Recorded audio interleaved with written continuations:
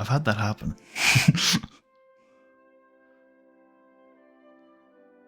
All right, hello everyone. Welcome back to Difficult Terrain. My name is Buddy, and I'm joined as always by Marshall. Marshall, how you doing? I am doing great. Feel like $1,000,000. I've got a little pumpkin tea brewing here, and we'll see how that goes. I mean, I've already had it. It's fine. It's good. That's good. It's fine.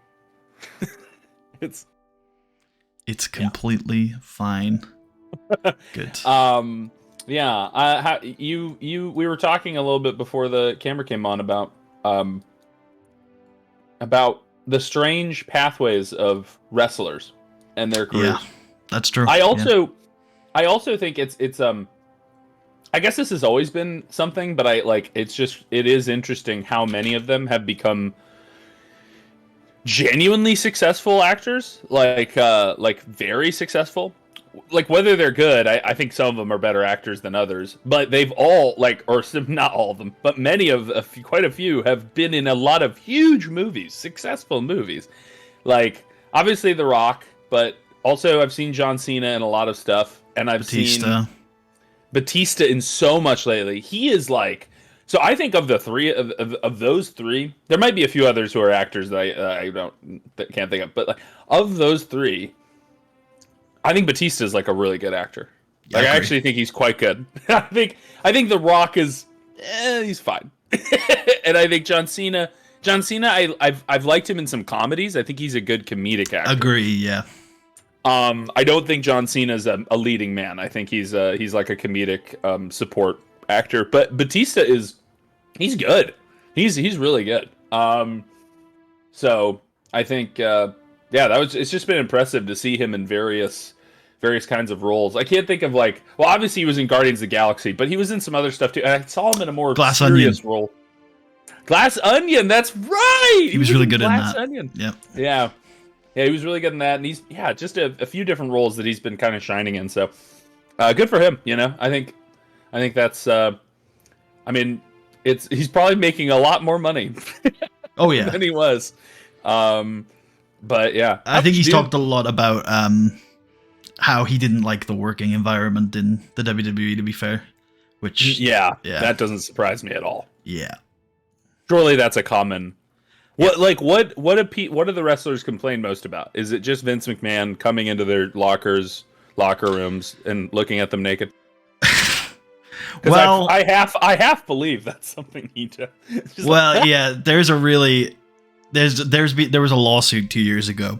It's really bad. It's really bad about Vince McMahon. I don't want to go over it all here, but it's harrowing reading for sure. But from just a creative standpoint, a lot of people feel like they get hazed basically a lot of the time in the locker room, and they don't have a lot of control over what they do. So it's just kind of a toxic, toxic situation. Not somewhere where people tend to thrive. Yeah, I don't think they don't tend to haze you at the Hollywood locker rooms when they're filming the movies. I mean, I think that depends on the depends on who's the director and who's on exactly set. Yeah, fucking if Nick Cage is on set, maybe you're fucked, dude. Dude, Nick Cage is method acting this movie. You're fucked. Nick Cage method acts every movie. You should have seen what he did for Face Off. Dude, he murdered someone, cut off their face. It was crazy. He nailed that role. He nailed it. It was worth it. We gave some hush money to the family. But I think there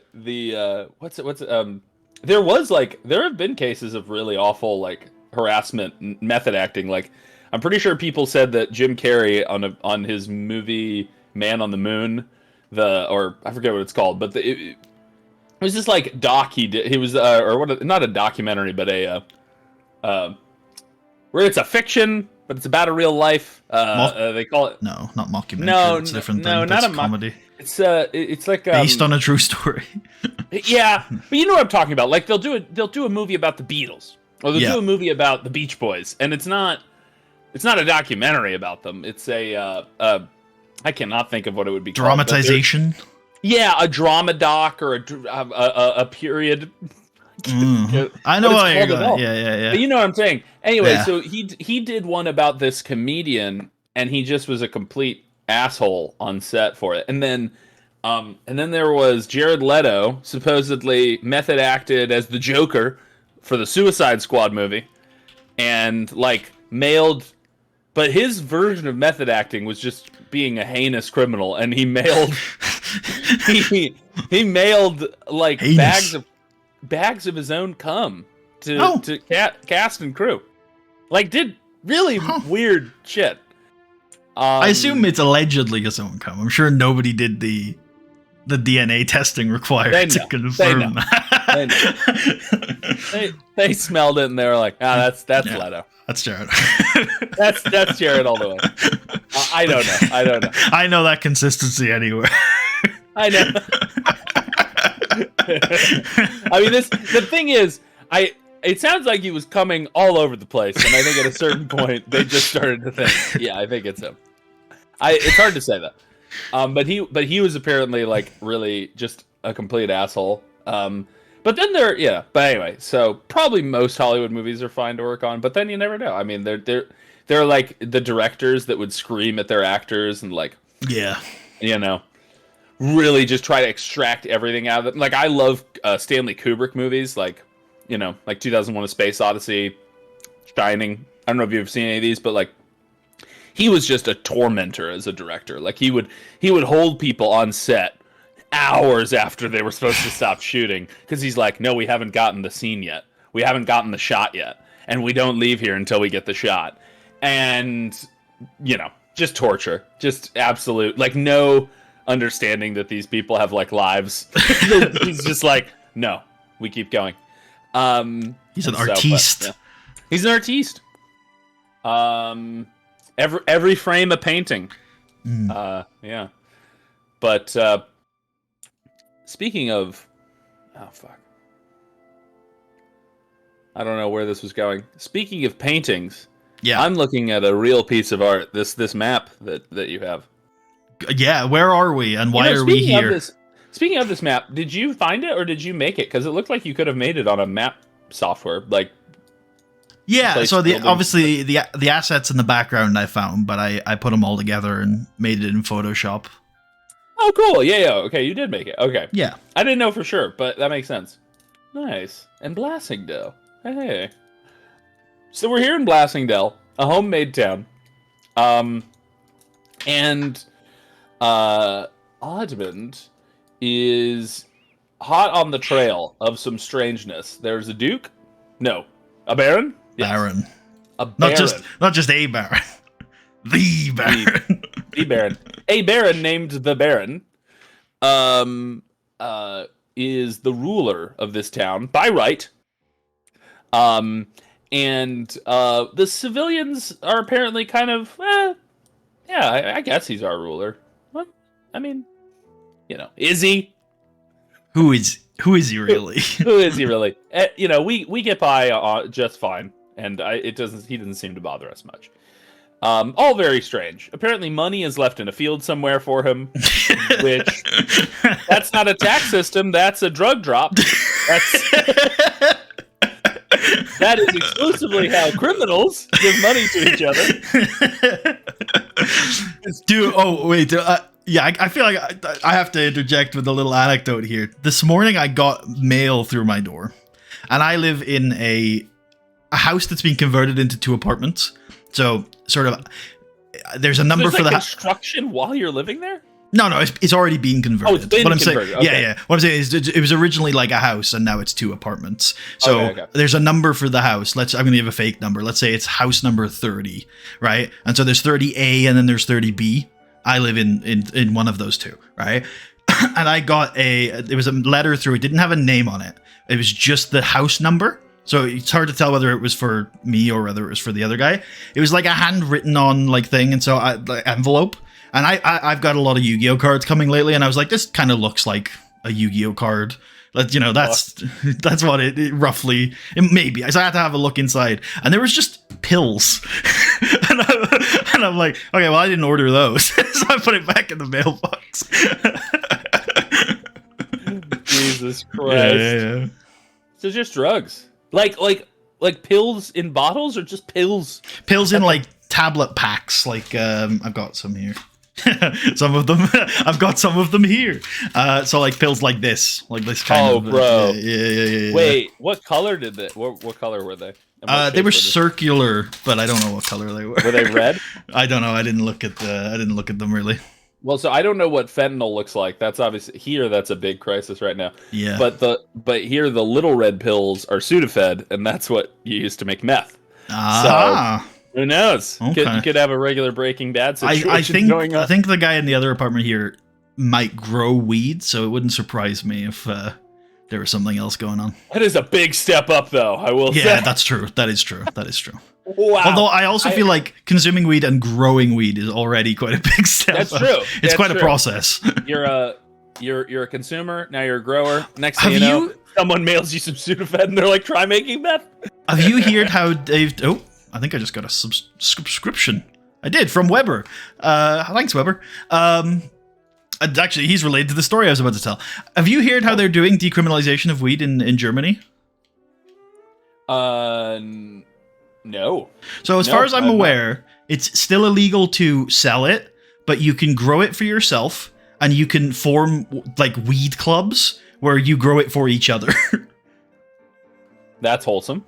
Yeah. I like that. Isn't it similar in the Netherlands where it's decriminalized and there's like weird laws around it? Like you can't sell it, but you can smoke it or whatever. I think in the Netherlands you can sell it, but you can't sell it to tourists. Oh, okay. Oh yeah, I'm sure that never happens. I'm sure never. I'm sure every time you sell weed, you check their visa. Yeah, it's like, oh yeah, let me make sure. Wow, your accent doesn't sound Dutch at all, but I'm sure you live here. Yeah. I'm sure you're a naturalized citizen. Weber says that it's hard to be recognized as a weed club. He lives in Germany. Oh, yeah. Oh no. Well, you'll get it, man. It'll work out. I think that does sound very fun and wholesome. I think obviously in the U.S. it's been like weed has very quickly become legal all over the place, and in most places that it's legal commercially, you can grow it.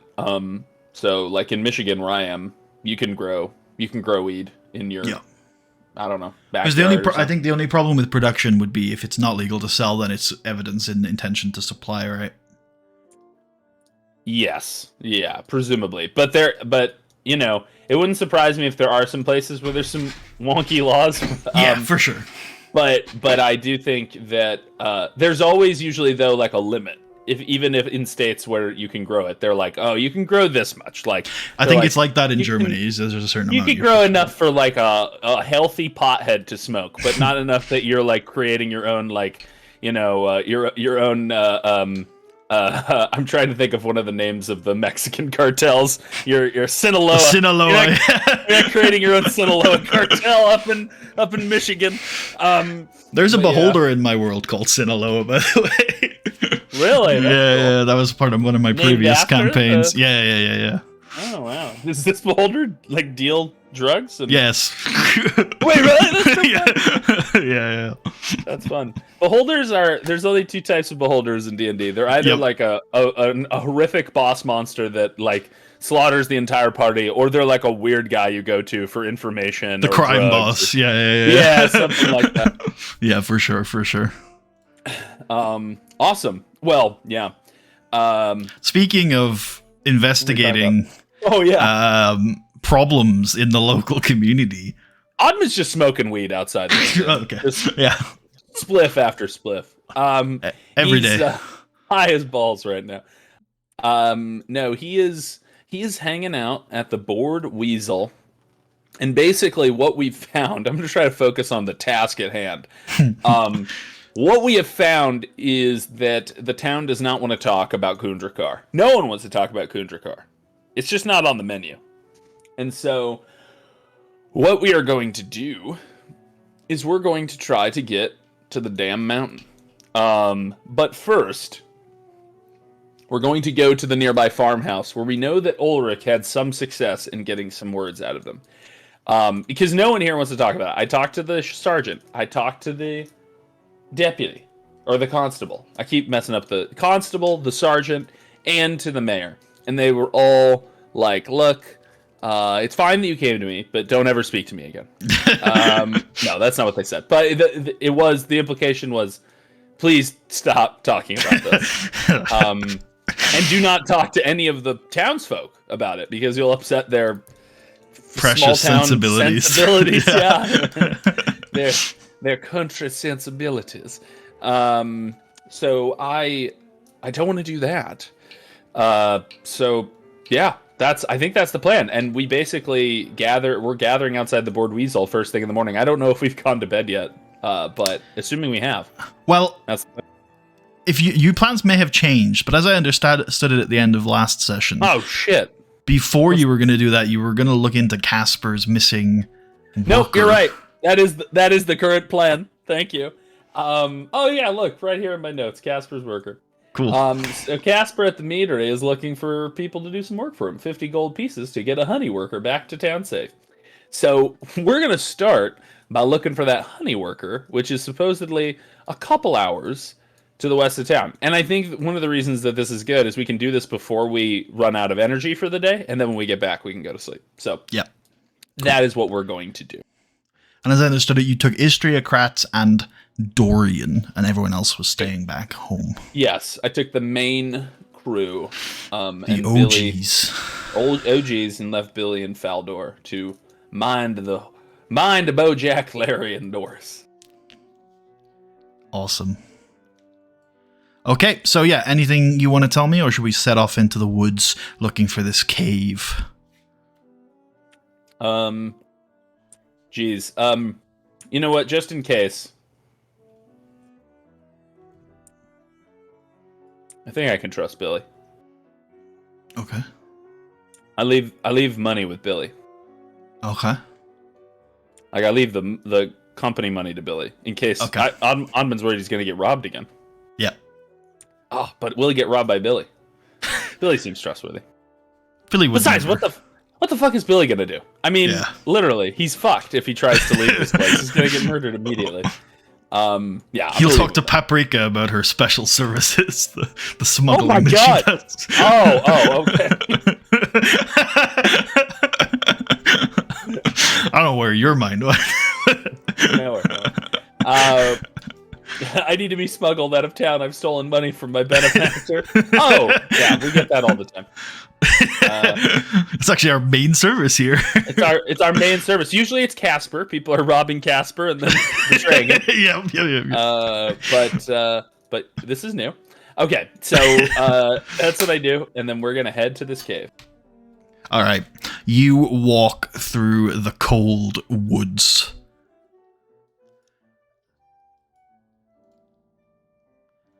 All right, let's get Admand, because he's the sentinel, to make me a perception check.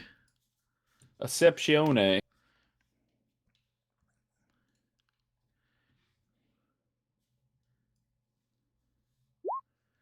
Ooh, that's good. All right, actually, let me make sure the stream switches over. There you go. Okay, so as you walk through the cold Lurkwood in the west, you head into the way that Casper directed you. And as you do so, you start to see, I mean, you saw this on your way into town, but you start to see these like beehives everywhere on the trees and such. And as you're looking, now that you're looking at them a little closer, now that you're kind of more directed towards them, since you know Casper uses them, you can see that there are sort of wooden constructs around that'll make tending to these hives and harvesting from them a little easier. Remind me, what you're using a lantern, correct? 2 lanterns. Okay. So we have a bullseye lantern at the front of the party, which projects a 60-foot long cone of light. God damn. And then we have and we have a hooded lantern at the back, which projects 30 feet in every direction of light. Who's holding the hooded lantern? That's a great question, because I don't know. I think I'd be fine with having Admand hold it and have a shield in the other hand. So actually he does, because he can get his weapon out faster than to get his shield out. So I think he's going to do that. And is that... so that was the hooded lantern? Or is it the bullseye lantern? No, Admand's has the bullseye lantern at the front. And who has... the hooded lantern? We'll say... I wonder who usually travels to the back. I imagine Kratz travels at the back. In this case, because he has, a ranged weapon and also has dark vision, so he can look out behind us in case. So I'll have Kratz have the lantern at the back. Okay.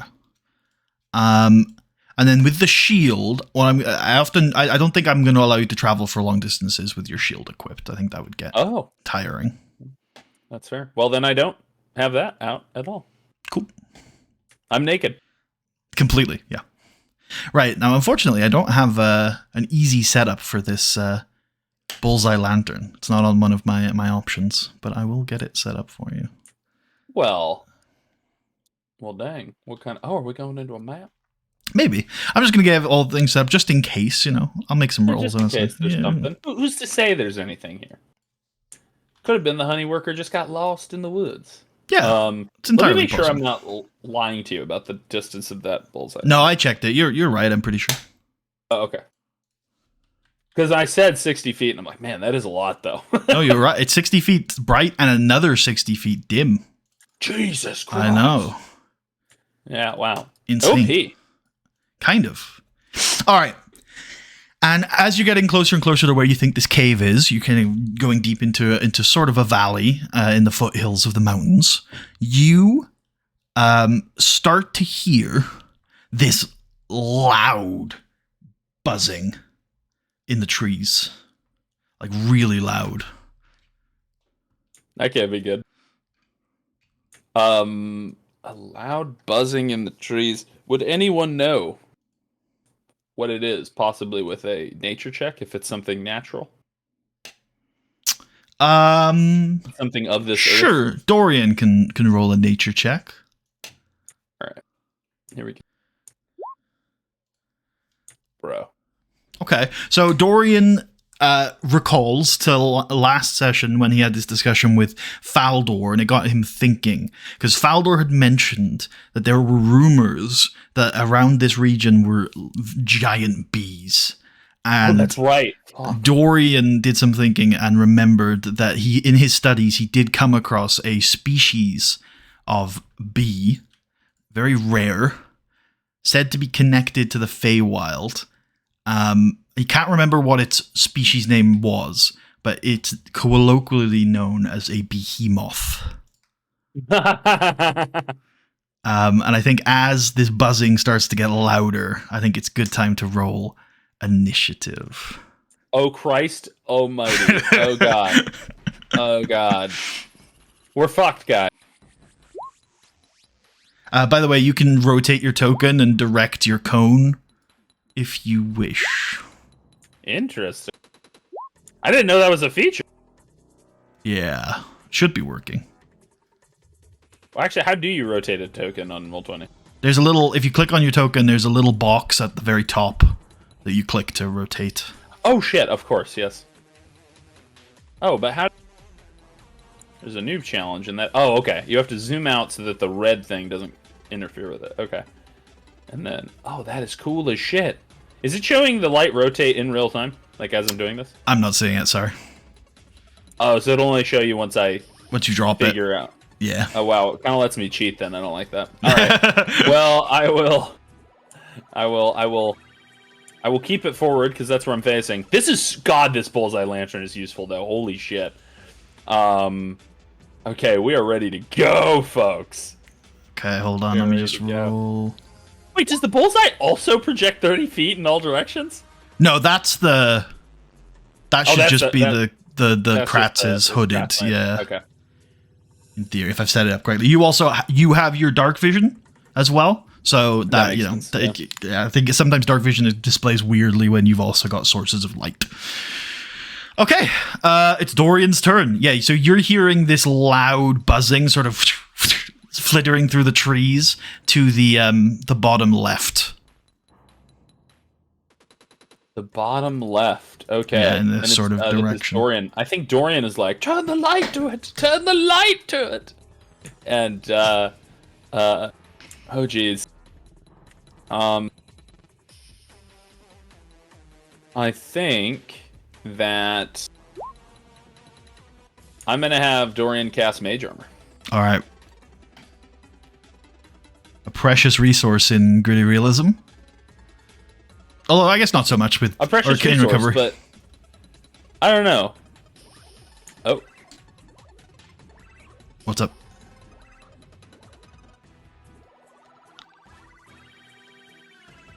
It's good to see the spell tracking still works. Yeah. Sorry, I think I cut out for a second, but a precious resource, but I think that it is, in this case, worth it, because the description of a behemoth sounds like we're all fucked. Like, that just doesn't sound like something you come back from. But it's also massively increases his AC from 12 to 15, so that's huge. Okay. Dorian also, I think, would have enough time here to communicate that behemoths are known to be fairly docile. They call it that, then. They're huge bees. They're known to be docile. Well, we're in initiative, so we know out of character that this is something's going to happen, but in character... Initiative can be used for many different things. It's just a way of determining the order of operations. Okay. Oh, man. Maybe I should... Well, in character, maybe Dorian wouldn't have done that, but he's cautious. So I'm going to have Dorian cast that. If the noise is coming from over there, I'm going to have Dorian move over here just to kind of get safe, and that is his turn. All right, cool. Then it's Kratz's turn. All right, Kratz is like, turn the light! Turn the light! Admand's like, 1 second, wait, I'm getting it! And Kratz is going to, I think, also take up position,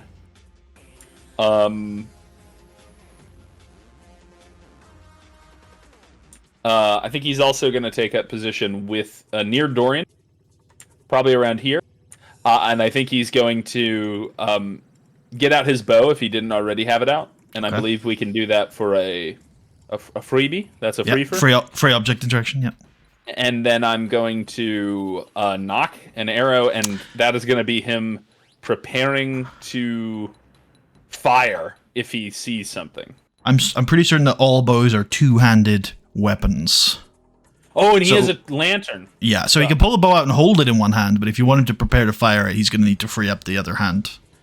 Okay, he's just going to put his lantern on the ground next to him. Okay. I think that's more than a free action. His whole round. That more than happy. Yeah, cool. Yeah. And he's. I'm okay for him to pull his bow out as well. Okay. But not ready yet to fire. Yep. So yeah, he puts the lantern down. He's putting. And I definitely wouldn't want to say he drops it because I want him. I don't want it to break. So he puts it down. I mean, if you're spending your action on it, you can absolutely have it be done in his whatever you want. Yeah. Yeah. Okay. And then okay. Cool. Cool. I think maybe if I just put a torch on him, and then if I turn his light off, might just work. If you want, you could put it like in the square between Kratz and Dorian. Is that where he would want to put it? Sure. Yeah, that's fine. Okay. Can you see that torch icon out of curiosity? I can, yeah. Okay. Extinguish Kratz's light. And then this torch automatically came in at 20/20. I believe his lantern is 30/30. That is correct. Cool. There you go. Fixed then. Perfect.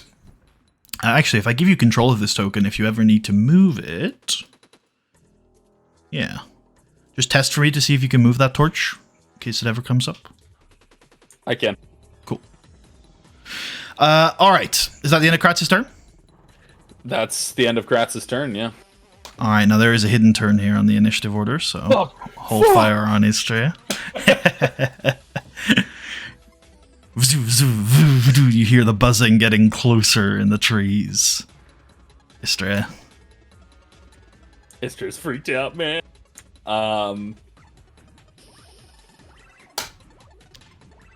I think Istria is going to, if I remember correctly, the kind of vibe I'm going for here is that Istria is going to be helpful and mobile because I made her mobile. And that allows her to dash. Difficult terrain doesn't. When dashing, difficult terrain doesn't cost her extra movement. And when she makes a melee attack against a creature, she doesn't provoke opportunity attacks from that creature. That combined with helpful as a bonus action means that she can move into range, attack, help, and then run with no penalty. Right? Pretty much. That's fucking crazy. That's absolutely. I mean, and she has 40 feet of movement, right? Because of mobile. Yeah, so that's so helpful. Like, I'm gonna keep her in this kind of position so that she can quickly move in to help Admand, and then I think she's gonna have her dagger at the ready. She doesn't know what's going on here, and we're gonna end her turn. All right. Admand's turn. Turn the light! Okay, so he's gonna finally turn the light. What are we gonna see?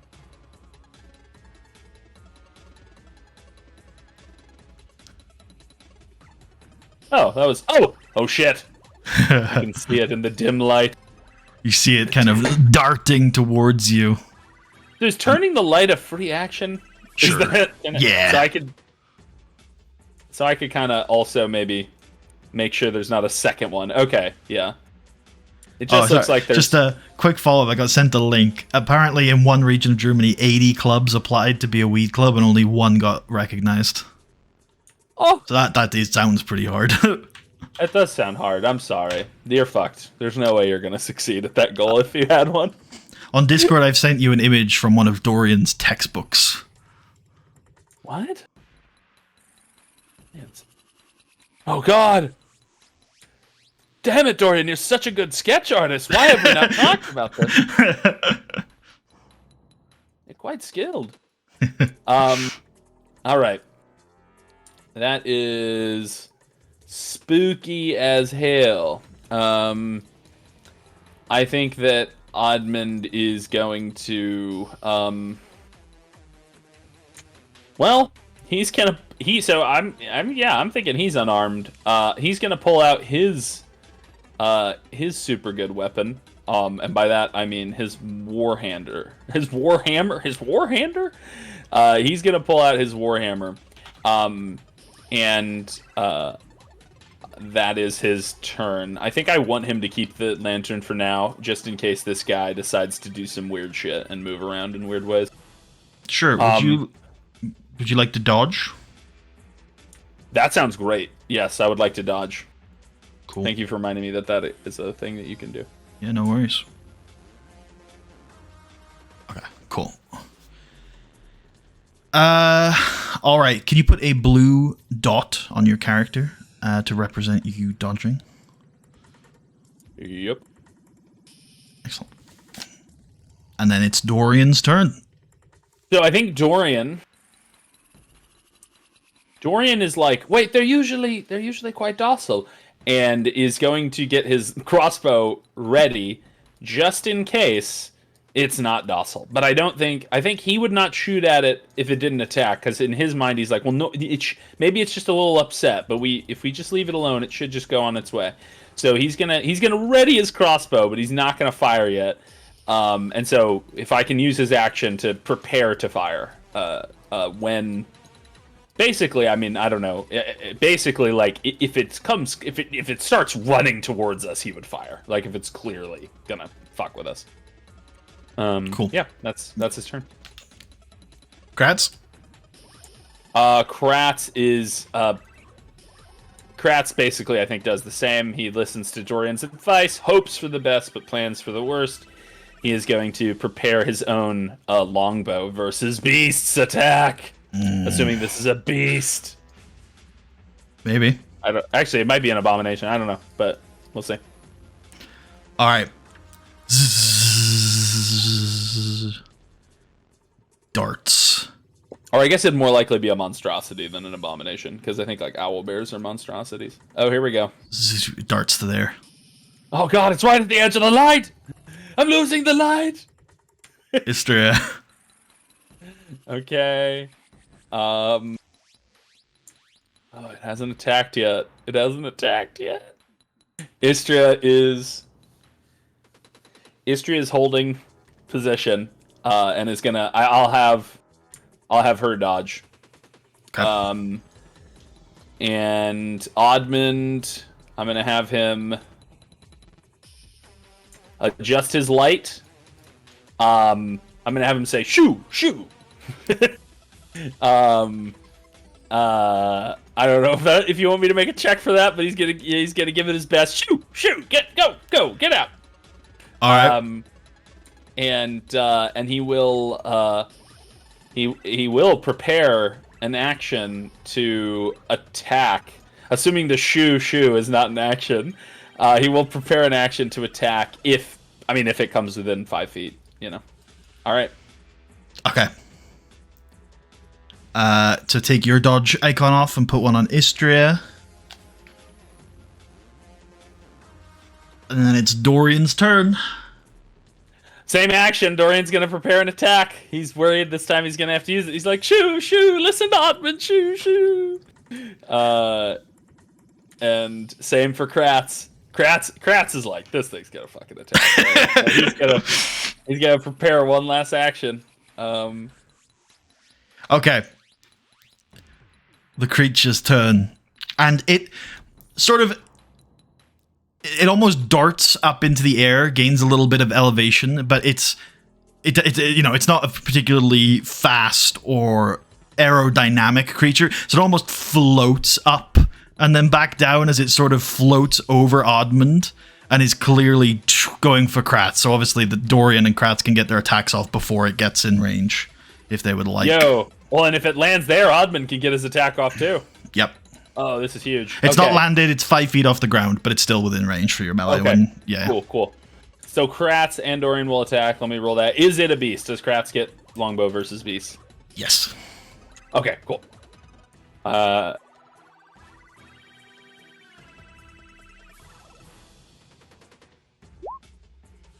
16 to hit. That hits.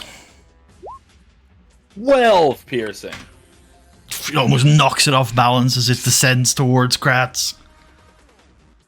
I just came to bring you honey. Why are you attacking me?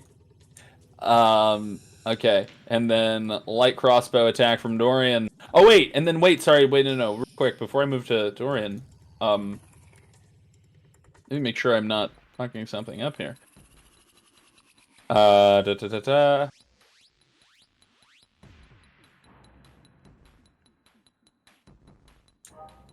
Oh, I don't think I want to do that. So I was just double checking what Piercer does. It has a benefit on a crit. When it's not a crit, I can re-roll a die, but I wouldn't want to re-roll a 7. No. Because I'd have to take the new result, and a 7's good, so we'll just take that. Okay, Dorian is going to fire his light cross. Hits. Jesus Christ, Dorian. I mean, of course it hits. It's Dorian. Dorian was meant to be a fighter. He still could be. 3 piercing. Measly 3. It looks undeterred as it once again plummets, dive bombs towards Kratz, turning its body as its huge stinger, begins to go in Kratz's direction, but you have your attack first. Bring it down! Come on, crit.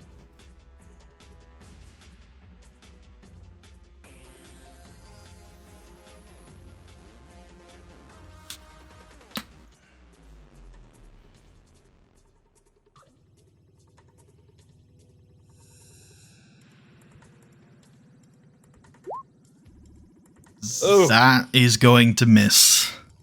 Damn you, Admand. Damn you. So the crossbow bolt and the arrow knock into its large abdomen, knocking it off balance and making it shift erratically, which causes Admand to miss with his swing.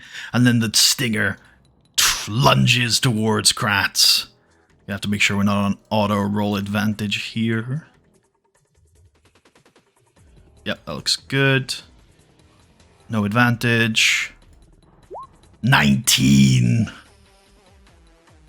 Kratz has got 30 AC, so we're cool. Okay, cool. No, cool. Istria's turn. No, that will unfortunately hit. All right. So Kratz is going to take 16 piercing damage, and then I need him to roll me a DC 11 Constitution saving throw. Over. He's down. He's down. If he passes the con save, he doesn't take the poison. If he will take half of the poison if he passes the con save. Oh my god! I was worried for the right reasons. That is a lot. Well, that's a lot of damage. All right. Yep. So okay. So con save, you said. Yes, DC 11. Oh, that looks like a fail. So the stinger why is con save so low? Plunges into Kratz's abdomen. Blood spurts from his mouth as he collapses to the ground unconscious. You notice as the stinger does detach from the behemoth. Jesus Christ, Kratz. And the behemoth has no movement. So that is the end of its turn. Istria has just witnessed a murder. Yeah, that's been a murder. That's what a murder is. Okay, Istria's like, this is bad. And that was our Beast Slayer. What's the Beast Slayer? I mean, he did do a lot of damage with his hit, but that was that. Now he's gone. Yeah. I mean, that would to any rat. Like, if we weren't playing a game with rules that said that he wasn't dead, you would just be like, he's dead. He's fucked. He's gone. He's dead. He just had anaphylactic shock and died. I am going to have Istria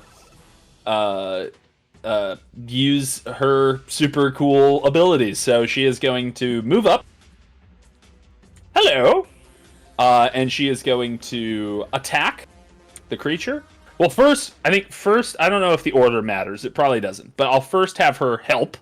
And like throws dust in its eyes. Pocket sand. And then there is snow on the ground, so. Oh yeah, kick some snow up at it. That's great. And giving Admand advantage on his next attack, and is then going to attack her own attack, an attack that is attack worthy. I would hope so. Nice, that's gonna will hit. 7 piercing, not bad. Stabs into the creature's abdomen. She feels the sort of fuzziness of the creature as she tries to stick the dagger into it. So fuzzy. And there's probably this loud, deafening buzz as she's next to the creature as well. Jesus Christ. All right, and then Istria is going to move back. And because she attacked, no attack of opportunity for the creature. Yeah, the creature will swipe out at her, but she's too quick. Yeah, that's Istria's turn. Cool. Make sure you take that dodge symbol off of her, and then it's Admand's turn.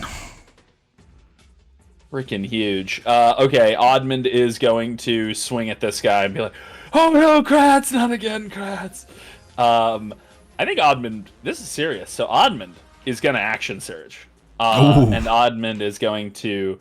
I think the helpful will only be on the next attack, but correct. So one of these attacks will be at normal, but still, just gonna try to get as many crits as I can here. 20 crits. Let's see. So this is first one's at advantage with the Warhammer. Here we go.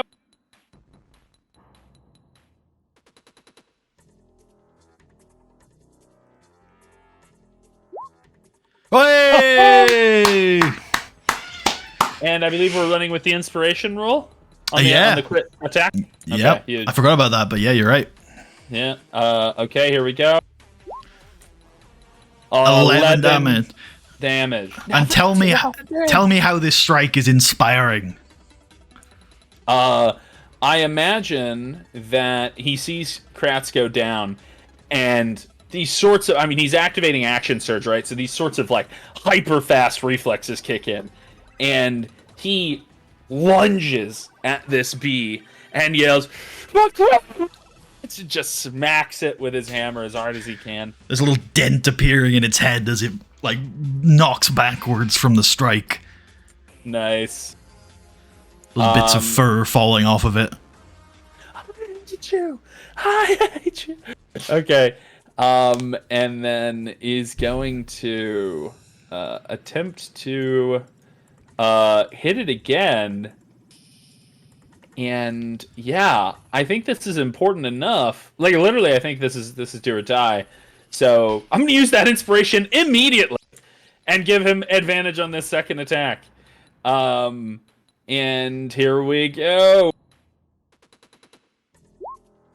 It hits. Wait. It hits. Oh no, it was a 17. For a second, I was like, is it a crit? Oh, it will light up as a crit because we've programmed it to. Yep. 9 bludgeoning. Another 9 damage. Yeah, a lot of damage. You clearly have dealt bruising damage to this behemoth on this turn. As little bits of fur begin falling off of it. Yes. Blood for the blood god. Okay. That is Admand's turn as he braces for the counterattack. Dorian.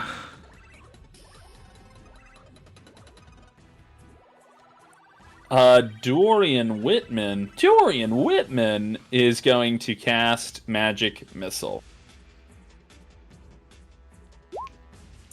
We're burning through our resources here. That is 8 force damage at the creature.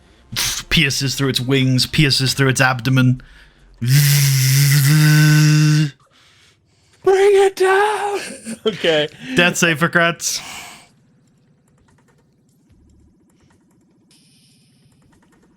Here we go. Kratz death save. Oh, I think there's not one on the sheet, so I just roll.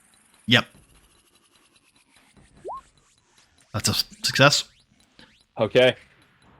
Okay, the behemoth recovers from the vicious blows it has been dealt. And you can see that the stinger had detached into Kratz, so it no longer has a stinger with which to sting you.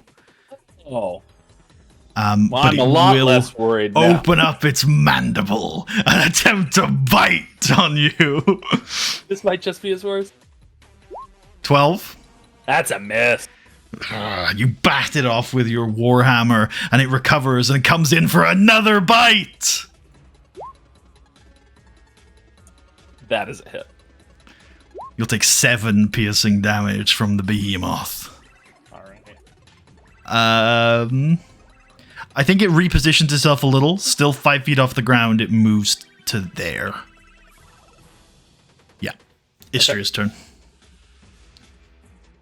But it never leaves my your reach range. now. Okay. Also, I would clearly have this. Worth mentioning that when it did go for Kratz, I think you could probably notice that it regarded you for a moment before going for Kratz. I wonder why it went for Kratz. Maybe orcs have killed the behemoths and they hate orcs now? I don't know. Interesting. Okay. Istria's turn. Istria is going to do the same old. Is going to move here. Is going to so that is 5-10 feet. Is going to move 15 feet up and attack. Help. Kicks Snow up again. And then helps and attacks. I can't see. Actually, this creature has blind sight, so maybe some other form of distraction would be more. I mean, it's still annoying to have sand kicked in your face. Well, it might be that its blind sight comes from like pheromones, and the snow is interfering with its ability to sense its environment. Who pissed in this snow? Who pissed in this? I can't smell. Okay, and this is going to be a attack with the dagger. Oh my god! Her grace, integrating these dirty tactics with excellent daggersmanship, has inspired her nearby companions and dealt 7 damage to the behemoth. 7 damage. The behemoth bleeds from the dagger wound, the matted fur around the bloody wounds on its body. It is on its last legs. 20, 25, 30 feet. That's where Istria stays. Admand.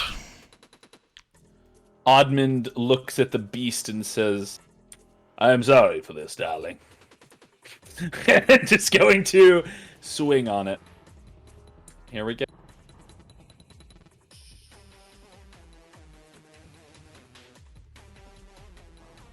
Remember, you've gained inspiration from Istria there. Yes, I did. I tracked that, and then this has advantage from the help. From the help, yeah. 24 hits, one short of a crit. Oh, 11 damage, almost crushes the skull of the behemoth. Blood falls from the center of its skull. I will kill you, or perhaps Dorian will kill Steel. Is it the end of your turn? That's the end of my turn. It's Dorian Whitman's turn. He has one spell slot left. He could confirm a kill here. Dorian gets his crossbow at the ready and fires another shot. He's gonna try to kill Steel with his crossbow. I think he thinks that'll be even. Like, if he misses though, it'll get another turn. Misses, it'll get another turn. It hits. He never misses.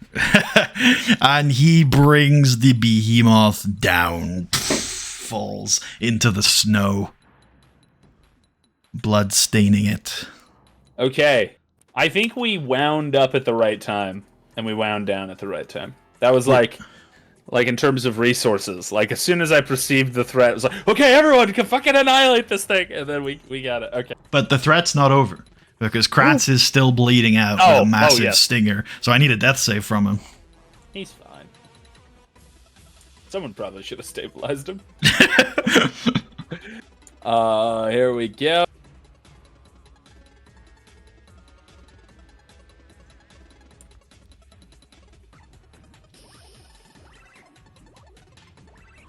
This is just flat flat roll. It's not flat roll, right? Yeah. Okay, that's 2 successes. Istria's turn. He'll be fine. Istria is... I mean, he looks rough. He's on the floor with a massive stinger in his abdomen, unconscious and bleeding from the mouth. Admand holds up his hand to Istria. If the gods will it, he will live. No, I'm just kidding. The gods are looking like they're not willing it, Admand. Let the gods will it then that he die. No. Actually, Istria would be one of the better people to do this untrained. So Istria is going to go in and attempt to... Oh, wait! We technically don't need to. I purchased a healer's kit. The problem is, I put it in the Excel spreadsheet, and I never specified who has it on them. Okay. Probably Admand would. Okay. Could Istria get the healer's kit from Admand and move over to Kratz and use it, or is that... Oh, or just Admand can do it on his turn. I think that's what Admand will do. So Istria will just wait. Admand will shift through his stuff, drop his weapon, get out of healer's kit, move here. Could he heal him in the same turn? I think so. You'd use the free object interaction to swap the weapon for the healer's kit, and then action to use the healer's kit. And the healer's kit just stabilizes one creature, right? It stabilizes, yep, and it has 10 uses, so I'll track that we've used one. But it doesn't require a roll. And I got it because none of us have medicine, so... Yep. Cool. All right. Yep, Kratz is stable. You can roll a d4 to figure out how long it's going to take for him to wake up. But you have successfully staved off the attack of the behemoth. God damn it, Kratz. All right. I came right here after doing something, so I'm just going to run to the toilet and grab a drink real quick. So I will be right back. Sounds good.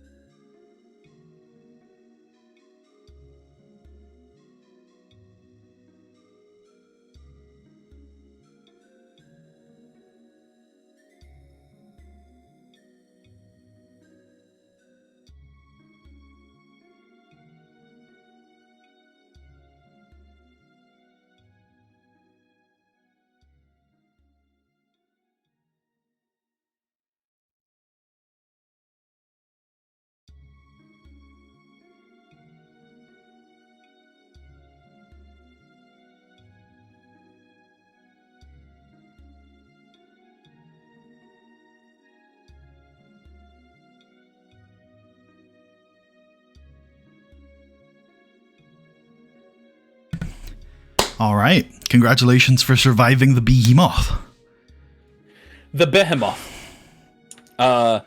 Yes. Congratulations indeed are in order. I was certain we were fucked. As soon as Kratz got murdered. Just straight up murked. Turn 1. But it's good to know that its stinger attack is a one-time thing. Because yeah, if it could do that every turn, it would just pick each of us off one by one until we were all dead. There's absolutely no way. Like, he would have gone for Admand next, killed him, 1 hit. Or maybe not in 1 hit. Admand is the only one that had the possibility of surviving that attack in 1 hit. Well, Admand not only has more health, but there's also something else that makes Admand a little stronger against that attack. Dwarven poison resistance. Oh, maybe the bee smelled it. Maybe it smelled my poison resistance. I've seen dwarves before. They never go down. This is a region where there are a lot of dwarves. Makes sense. They call us Beebane. Admand Beesbane. Beesbane. Admand Beesbury. I could have fought it single-handed, naked in the snow. I mean, actually, he probably could have. He did a lot of damage to that bee. Yeah, he did. Well, I think, yeah. I assumed that it was. I think once it did that, it was clear that it was a much less great threat. But I do think that was a good example of how the party can, if they need to, can wind up their output of damage very quickly if they need to, and then can wind down, like with things like action surge, casting spells, and then, man, this is just going to be my new basically standard combo on Istria and Admand. Like, it is so effective. There might be some cases where it'd be better to have Istria stand back and shoot crossbows, but, like, it is so effective. One thing to remember is that when Istria helps, it's whatever the next attack from your party is. You don't get to choose. So in this situation, Admand was right after Istria. But in other situations, you might have to, if you want it to be Admand, because he obviously has the higher crit chance, you might have to have people delay their actions and things like that. But I'm sure that's something you'll get used to as you play. Sounds good. Cool. Yeah, what do you want to do? You're here. This is the cave. This is it to your north here. You've got an unconscious party member and a bee corpse. Well, I'm hoping that the bee is the problem. Yeah. And there's not more monsters. Because if there are more monsters, then Admand has burnt his action save. Dorian's burnt 2 spells. Although Dorian still has the magic armor, the mage armor. It's like 8 hours, I think, yeah. Yeah. Istria's ready to go all day. I mean, Istria's at 100%. Who needs Kratz? I just leave him in the snow to just sort of sleep. Okay. No, that's not true. I won't just leave him there. I think that Admand would get out, like, a blanket and put it down and put Kratz on it, so he's, like, raised up. Maybe would use bee fur to keep him warm. And would, obviously, I think, with the stabilizing, would have been somehow pulling this giant stinger out and, like, applying bandages and, I don't know, giving him a fucking shot of adrenaline or something. If that's a thing. It doesn't sound like a thing. And then maybe, you know, doing some things to keep him warm, because we are... Oh, wait. Right, this is snow? This is cold? Yeah. Right? Yeah. Okay. So doing some things to keep him warm. I don't think he's at... Like, you haven't described it as being, like, incredibly cold, so I think he won't be too bad, but just to make sure that he doesn't freeze or anything. It's like spring in Scandinavia. I think I have an image of what that is. I haven't been to Scandinavia, so I don't... Is it cold? Yeah. But it's not like Arctic. You want to wrap up warm, which you all are wearing cold weather clothing as far as I'm aware, so. There you go. Okay, so I think certainly the wound, if uncovered, would be nasty in these conditions. Yeah. We just leave him. We leave the wound to fester. It'll make him stronger. You come back, he's dead. He's stronger. Stronger. Dorian, Admand, and I think actually just starting with Dorian. Dorian's gonna take his bullseye lantern. You mean Admund's bullseye lantern? Or Admand, sorry. Admund's gonna take his bullseye lantern and just shine it in the cave and see what he sees. You see a long passageway that starts as cavern, and then as it gets deeper, you start to see these massive honeycombs on the walls. Are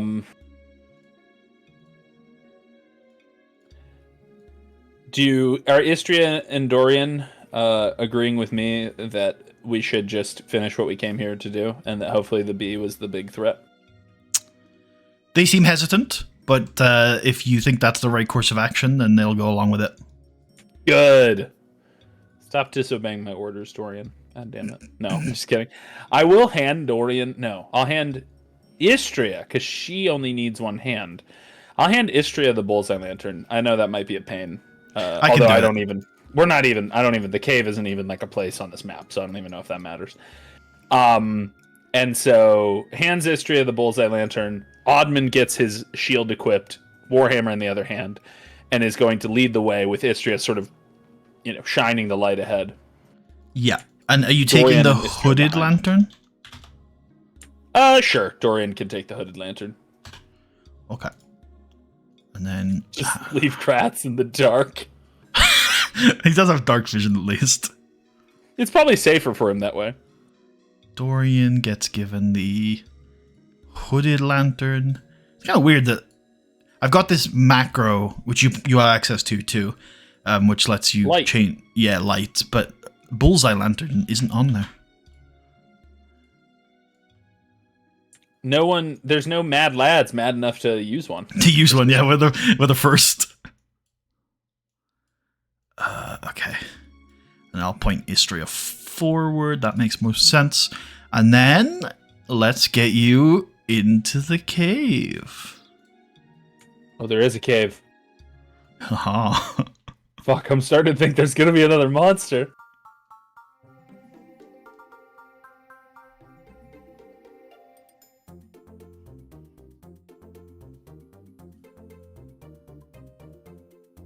I like this music a lot. This map's also kind of fun. Yeah, so you see as you start to enter, you see these just masses of huge honeycombs covering the walls. There is a strange purple coloring to some of the combs. So it definitely doesn't seem like it's normal. Yeah, doesn't seem healthy. No. There's an infection! Okay. Stop right there. As you walk past this large sort of... Oh fuck, is there a tripwire? This sort of like node or nugget of honeycombs in the middle of the room here, right? Out from it, you hear a rumble from within. And out from the honeycomb, this kind of liquid honey begins to like levitate out of the honeycomb until it coagulates into a form in front of you. Roll initiative. Oh my god! Well, shit.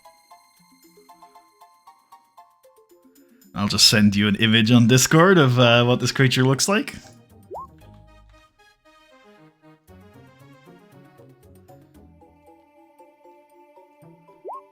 Weird, man. Alright. The creature goes first. I think I'm going to put combat music back on. I kind of I was grooving with that. Yeah, I mean, it was pretty upbeat, you know? Might not be tonally appropriate if something goes wrong here. It's a cute monster. Yeah. Honey golem. Absolutely. Okay. Okay. Oh, fuck. Of course the honey golem goes first. God damn it. The creature finally finishes coagulating and forming into this bee-like shape. And then it lunges towards you with its honey stinger. Oh no, not a stinger! So it's gonna move to poison. Here. That's honey damage. 22 to hit. That hits. All right. So you're gonna. Oh, yes. Oh God! I take net letters. That's because I clicked on it in the wrong window. There we go. Oh, okay. You take 7 piercing and make me a DC 12 Constitution saving throw. I think I'll be okay against that. So let me review my document. Dwarven resistance gives me advantage on the saving throws against poison and resistance against the poison damage. That's so OP. That's crazy. Well, yeah, that is cool, and I do think like a lot of people don't play dwarves in this and other systems, and I never know why, because they usually have really good abilities to make up for their lowered speed. They usually have pretty good trade-offs. Well, in this version, the lowered speed isn't even that bad, because dwarves have a feature that is rarely used in Raw, where they don't get a penalty for wearing heavy armor. But in my version, where I do give nerfs for wearing heavy armor, dwarves, like in heavy armor, dwarves are just as fast as anyone else, I think. Yeah, so they're quite OP in this. Quite strong. Quite strong compared to normal, and also just like in general, I think they're undervalued over the kinds of abilities that elves have. But whatever, I can talk about dwarves all day. So D20. Oh, this is just con save. Con save. At advantage. Oh, are you kidding me? Well, you still fail, but you do still have resistance, so you still only take 7 poison damage. Jeez, that's still quite a bit though. So 14 total. 14 total. And you notice as it retracts from you, because the stinger goes in and then it sort of just disintegrates and falls back into the honeycomb. And as it retracts, immediately a new stinger appears. So this one does not lose its stinger upon attack. That was 5 feet of movement. It's going to use 35 to fly away from you. I will attack it. As you attempt to, you notice that it's got a speed and an irregularity. So when it flies out of an enemy's reach, it doesn't provoke attacks of opportunity. Oh, I fucking hate this thing. Oh, it's going to take all day to get up to it now. Well, it's Dorian's turn. My precious Dorian. Dorian is going to fire his light crossbow at it. All right. Lickety splitty. Splickety. 23 to hit. That hits. 7 piercing. Okay, the crossbow bolt hits into the honey, and it appears to be unaffected. Fuck! This is so bad! Oh my god. Okay, so piercing's no go. We need slashing or bludgeoning. Probably slashing. Okay. Fuck. Dorian is gonna, I don't know what else. Just stand there. Alright. That was his turn. Istria. Oh, but no, Dorian does have something we can use here. He has a new cantrip that does damage, so he'll probably switch to that. Istria is going to...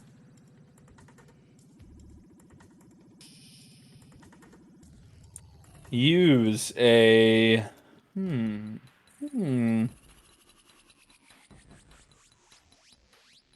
So it doesn't actually matter. The way help works is it doesn't matter if any allies are next to the bee. Istria just needs to be next to the bee. Use it and then get out. Okay, perfect. Yep. But how far? 35 feet. So literally, like... I mean, she can get in and get out, and that's about it. Oh, man. That's brutal. I think she'll do it. She's going to,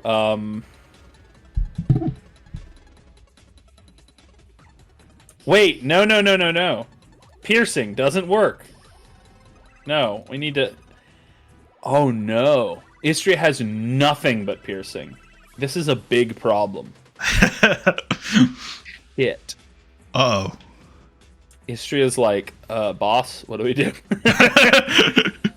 What is Admand's response? I don't know. Don't pressure me. I think, okay, here's what I'm going to have Istria do. I'm going to have Istria run up, kick Honey in its face. It eats it. It laps it up. It distracts it with the eating. Use help as an action and use dash as a or wait, no. Fuck, wait, no, I need to rethink this. God damn it. I don't do any of that. Because wait, I still need to attack. Remember, she has 40 feet of movement. There's 40 feet of movement. I still need to be able to attack to get the free disengage. But if I attack, then I can't help. And if I help... Well, you can help as a bonus action. But then I wouldn't be able to dash as a bonus action. That's true. Basically, I don't want Istria to immediately get ganked by this thing. Especially if it can just regrow its stingers. Oh, bro. Well, they're not real stingers is the problem. They're just made of honey like the rest of it. Exactly. So I'm assuming it could just keep doing that. Because also the damage was less, which makes me think it's like the other monster worked with one big attack that it can only do once, but this thing can do like a moderately bad attack over and over and over again. Because that's still quite a bit of damage, even if it can, and if it can do that every round, that's not good. Especially if you're failing the saving throws with advantage. Yeah, and actually, shit, looking at that poison, it's 46, so it could be even worse. It could be over 20 if it rolled really well. Oh my god, this is bad. This is bad. What do I street? Oh, fuck. I'm panicking. I'm panicking. Don't panic. Okay, I know what I'm going to do. What weapons do rogues have expertise in? Expertise? I don't think expertise is a weapon. Not expertise, proficiency? Weapon proficiency. Good question. Because I might want to do a bit of a switch out here. Rogues have proficiency in all simple weapons, hand crossbows, long swords, rapiers, and short swords. Long swords is the key. Admand has a long sword. So Istria is going to go up to Admand and is going to put away her dagger and get out Admand's long sword. Would that just be like an action to do that? I'll take Istria's action and your reaction. Fair? That's fine, yeah. Admand's not going to be using his reaction anytime soon with this damn flyby bee. Son of a bitch. Alright. So Istria takes the sword. And so you said it was my action and Istria's action, Admand's reaction. Okay. So Istria now has a sword, a long sword equipped. I think she's going to two-hand it. No, she has the torch. Got a lantern. She has the light. Yeah. She's not going to two-hand it. She's going to one-hand it. And I think that, well, shit. I think can Istria...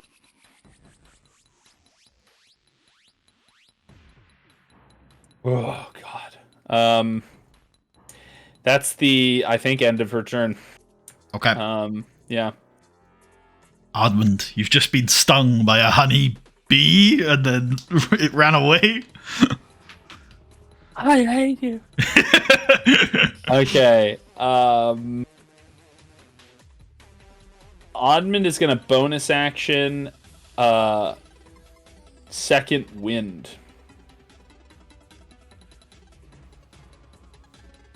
This is a 1d10 plus 4 HP back. Not too bad. Pretty good. Okay, so Admand, like, smokes a cigar, puts it out in his wound. I'm here to eat honey and kick ass. And you've taken all the honey. You are honey. I'm gonna eat you and kick ass. Okay. And I think, I don't know why, but the HP bar for Admand is like, on my screen, it's just fucked. It's not tracking what I'm putting in, but it's not the end of the world. That happens. Roll 20. It was. I don't know why it just decided. Something maybe about the scene switching. But anyway. So Admand is, God, okay. So speed is 25. No, speed is 20. Because you encumbered? No, I wouldn't be encumbered. So speed would be 25. Yeah, okay. So speed's 25. And can you see that?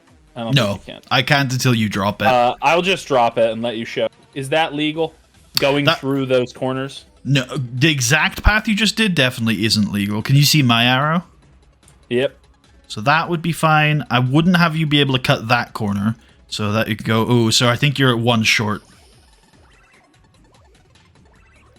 Son of a bitch. Yeah, I don't want you to cut this corner. Well, actually, that corner kind of looks fine to me now that I'm looking at it like this. Yeah. Okay, so I can do that? You can do that. Okay, I'll do that. Yeah. I'm here. I appear out of the corner. I'm like, I'm gonna kill. And Admand is going to...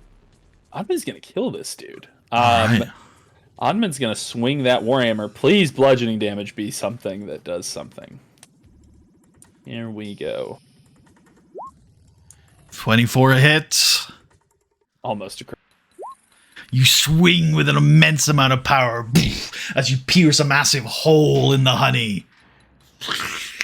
And then it heals over, and it seems to have done no damage to the creature. No damage. 0. 0. This is bad. This is bad. Okay. Admand is going to freak out. He's like, okay, so stabbing weapons don't work. Bludgeoning damage don't work. Ishtar, we're gonna have to see if that weapon I gave you works. If it doesn't, we're in trouble. Oh god. Oh, actually, as well, I need you to make me a DC 12 strength saving throw. What?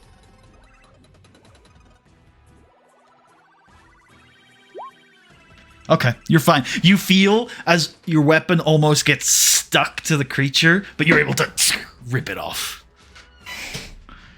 Okay, that could be bad. Although, what use is this weapon? It's gonna do damage. That's your favorite Warhammer. Sure, but well, this is now. Yeah. I bet you wish you had the Skull Warhammer now. Yeah, the Skull Warhammer. This wouldn't be a damn problem. Okay. I think that is Admand's turn. Unfortunately. All right. As the golem reforms, it is going to try to sting you again. Oh, stop! Oh, missing wildly. Okay. And then it flies over here. Son of a bitch. Dorian, it's in your face. It's threatening you. It's grown its stinger back and preparing to sting you like it stung Kratz. No.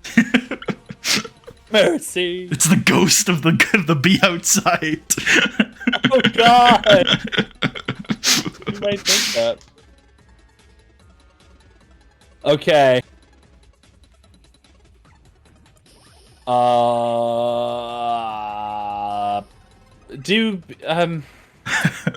The bee would not necessarily automatically get a attack of opportunity against Dorian casting a spell within 5 feet of it, right?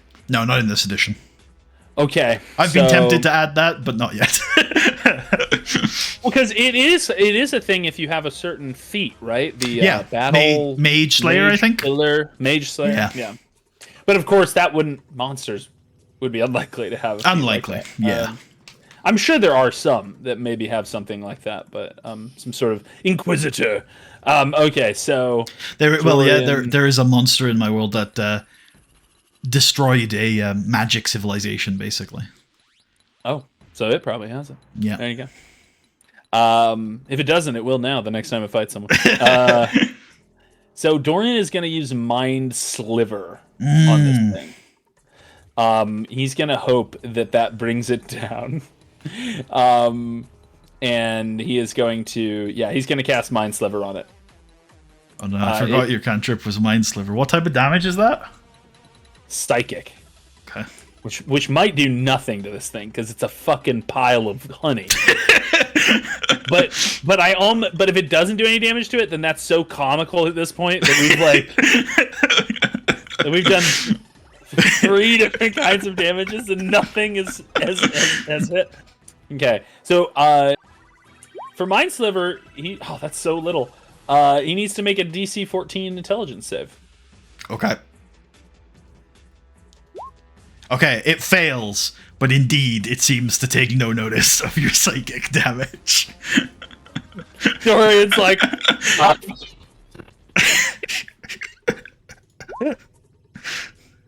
oh my god, this is so bad. Oh my god, it's so bad. Yeah. Okay.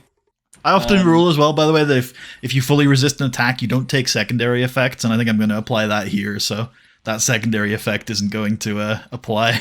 I mean, it makes sense to me. If it doesn't have a mind, yeah, then exactly. Why would it affect it at all? Okay. I mean, if Dorian...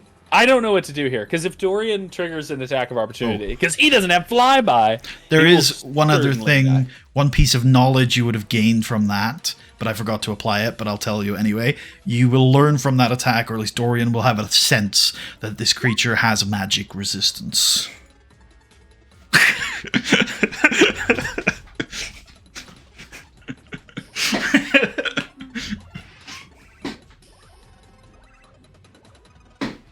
We are fucked.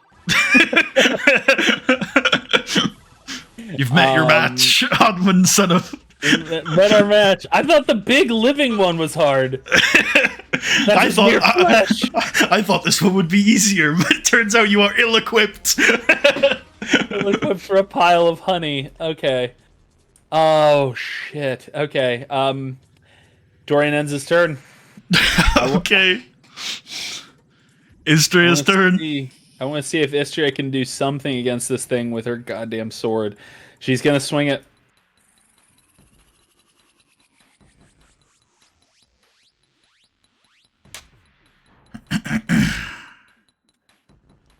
Here we go. Oh, I mean, I don't have a sword for her. I will just roll her attack, and then we'll roll the damage on the sword if it hits. I don't think a longsword is a finesse weapon. I'm just going to double check that. Oh, you're totally right. So actually, it would just be a plus. It'd be strength. It'd be just plus her. It'd just be +2. Okay. Because her strength 0, so it'd just be her proficient. I just checked. It's not finesse. So yeah, it'd be strength. 12. Wouldn't miss. It wouldn't miss? It would miss. It would miss. Oh, okay. I thought it would hit, but it wouldn't. Istria will bonus... Wait. Can Admand even get to this fucking thing in one round? No. We're absolutely smoked. Istria's like, run for your lives! And Istria is going to, just in case someone wants to attack it, is going to, no. Istria is going to, having attacked it, I think she still gets the benefits of the feature, even if she misses. Yep. And she is going to then be able to free disengage and is going to bonus action dash. I should have tracked this. I think she moved 10 feet to get here, so she can move another 70 feet. And she flies, just runs out of the cave. Yeah, she can get all the way out of the cave with that movement for sure. Cool. I'll just remove her from the initiative order here. Admand's like, this is bad. And also, I can't run as fast as Istria, Admand thinks to himself. Admand is going to... Well, seeing as his hammer is not doing him any good, and his longsword has been taken, he is going to... One last shot at doing something. He is going to put away his hammer and switch it for a hand axe. Because he has so many goddamn weapons. And then he is going to move...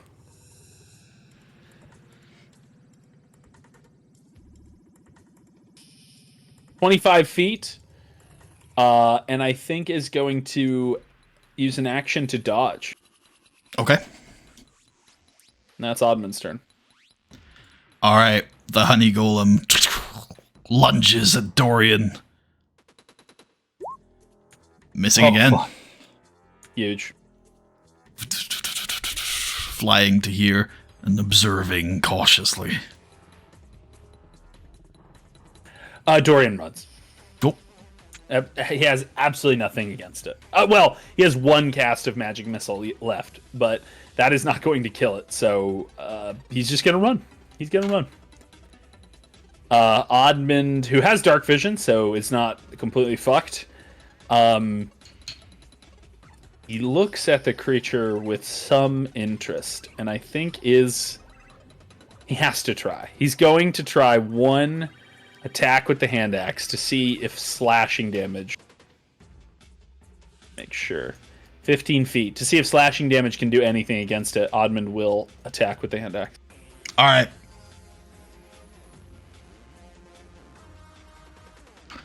You know what? And I'm going to use my inspiration. So this is going to be with advantage.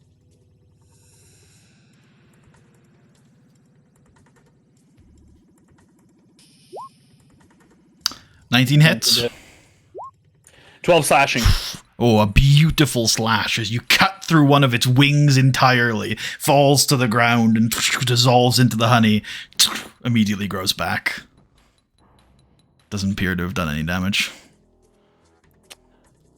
Admand. The words of Gandalf come to me, and that is when he says, "This beast is beyond you. Run!"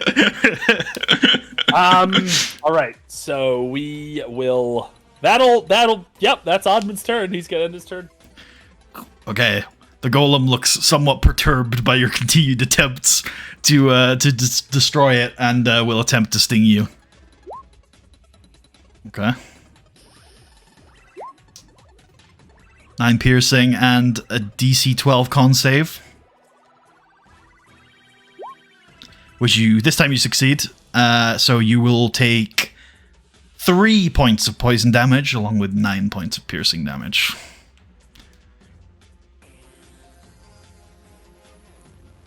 Okay. Admand is still up, still cruising. Admand's going to action disengage and move 30 or so 25 feet off the map. Probably not completely out of the cave yet, but yeah. You'll see that the golem sort of observes you but does not pursue. Do you leave the cave? Yeah. I will leave the cave.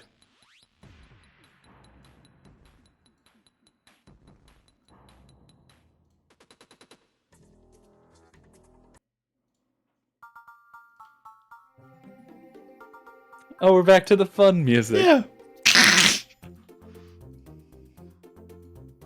Immune to... It might be that it's just immune to non-magical slashing, piercing, and bludgeoning. But it might just be immune to slashing, piercing, and bludgeoning. It is immune to psychic damage. It is... magic resistant. Has magic resistance. Has flyby. Some sort of stickiness when you tried to melee attack it. Did an average of like 20. Oh, did I lose my hand axe? Was I able to get that back? I forgot to roll that. Why don't you roll a DC 12 Constitution saving throw for that attack? Or strength? Yeah, I said strength. Sorry. Okay. I might have said con. All right. Yeah, you kept it. Yeah, and then it did like an average of 20 damage a round. So like it also wasn't a damage slouch. I think the only reason that Dorian isn't dead is because it kept rolling nat ones on its attacks. Wow. So, I was like shoved into the corner of the map in darkness. Okay, here I am. I think we're gonna head over here and be like, well, that hive is absolutely fucked. I say we report back to Casper that place should be condemned and burned. Totally a shithole. I don't know what the hell that was. There was purple goo. Let's get Kratz out of here. And I guess that does actually raise the question of how we're gonna get Kratz out of here, because he's still gonna be asleep for like, assuming that took like a half an hour, he's gonna be asleep for like Probably took less than half an hour, but he's still gonna be asleep for at least 3 hours, possibly 3.5 or something hours. So would it be possible to use the blankets we have to make a stretcher out of like sturdy sticks that we might find in the woods here? You can give it a go. Why don't you have someone roll a survival check? Oh, I know who would be good at that. Dorian. Oh, sure. I was more making a joke about the fact that our survivalist is uncut, but you're right. Dorian will be good at it. Okay, I have Dorian do it. Fucking shit, Dorian. Dorian is a woodsman. Yep, he makes a competent stretcher that will slow you down, but you think you can probably get back to town with it. Okay, yeah, we load Kratz onto the stretcher. I also think Admand is going to take a piece of the bee that we killed, just as kind of like proof that like there is some serious shit out here. I don't know what. Oh, you know what? The stinger. That'll be great proof. So he just takes the stinger with us, assuming it's not so cumbersome. Yeah, it's not cumbersome. No, it's not too cumbersome, but you got to be careful. Like Dorian will warn you to be careful while touching it. Okay, we'll be very careful. You're a dwarf. Yeah, I'm a dwarf. Yeah, if it touches me, whatever. I'm fucking whatever. Okay, and we are going to carry Kratz back to town. All right. I imagine that for this, probably like one of the lanterns is like hanging on one of the poles of the stretcher, and then like Istria or Dorian, whoever's not pulling the stretcher, has the bullseye up front. But anyway, so we do it. It sounds like just fine. Yeah. Okay. You're good. You get back to town. We deposit Kratz at the board weasel, put him in bed. I have Istria. Fowler asks what the hell happened. Well, I tell him, I'm like, well, there was a giant bee, a behemoth is what Dorian said it's called. Oh, you found one of them. You think they're rideable? They're big enough to ride. I wouldn't try it. Oh, is that what did this to him? Yeah, it came out of the woods. Big fucking bee, he says, peering underneath the bandage. Yeah, it came out of the woods, attacked us, unprovoked, mind you. Aren't bees supposed to be fairly docile? Yeah, this one wasn't. It immediately stung my guy in the chest. Knocked him out immediately. I assumed he was dead. I gave up on him, but Istria said that we should try to save him. And I'm just kidding.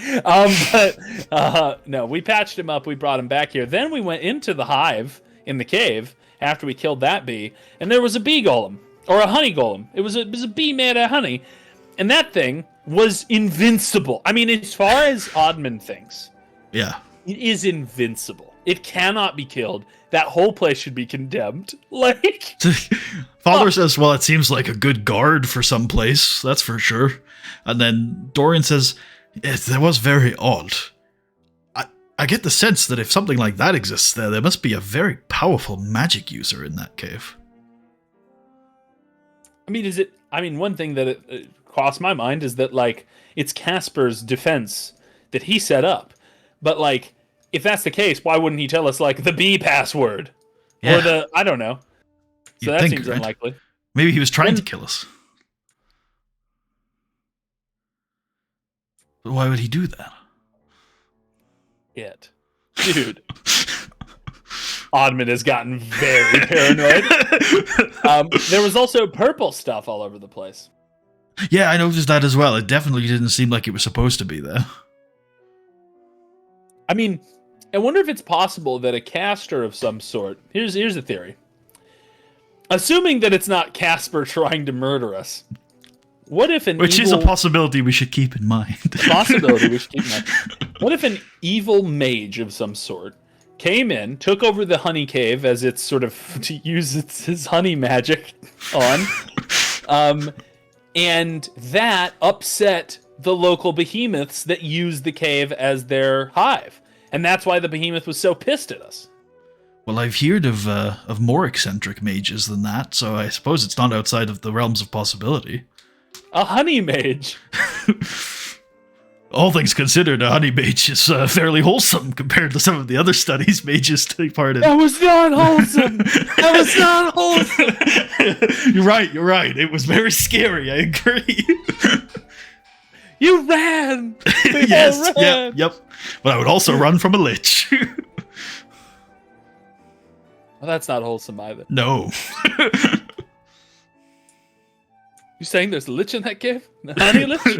A honey lich, maybe?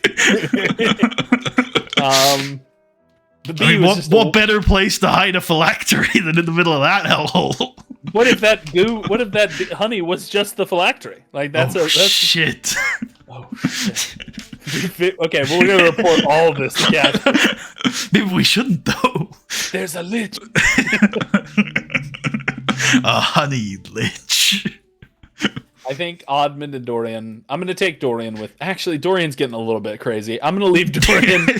I'm gonna leave Dorian here to watch over Kratz, along with, obviously, if Feldor wants to. I'll get my money back from Billy, assuming he hasn't run. He hasn't run. It's all there. Admand. Actually, Admand gives Billy a tip. Gives him 5 silver for watching over his money. Wow. Loyalty. Yeah. I reward loyalty. Here's something you can buy something nice for yourself. And Admand is going to take Istria back to Casper's Meadery before we go to bed. Okay, cool. Yeah, you're when you explain your business, which I assume you do, you're very quickly taken to Casper, who says, "Oh, you're back quite soon." And I imagine Admand is like covered in honey and blood. Oh, he says, "Did you find her?" No, I don't think so. I'm afraid that something very unnatural is going on at that hive. I sort of take a bloody bag and I put it on the ground, and I sort of open it up and show him this massive stinger. Did you kill one of my bees? I'm afraid that I did. If by your bees you are referring to the behemoths, those giant things. Well, they're quite large, but that's because we look after them. Well, anyway,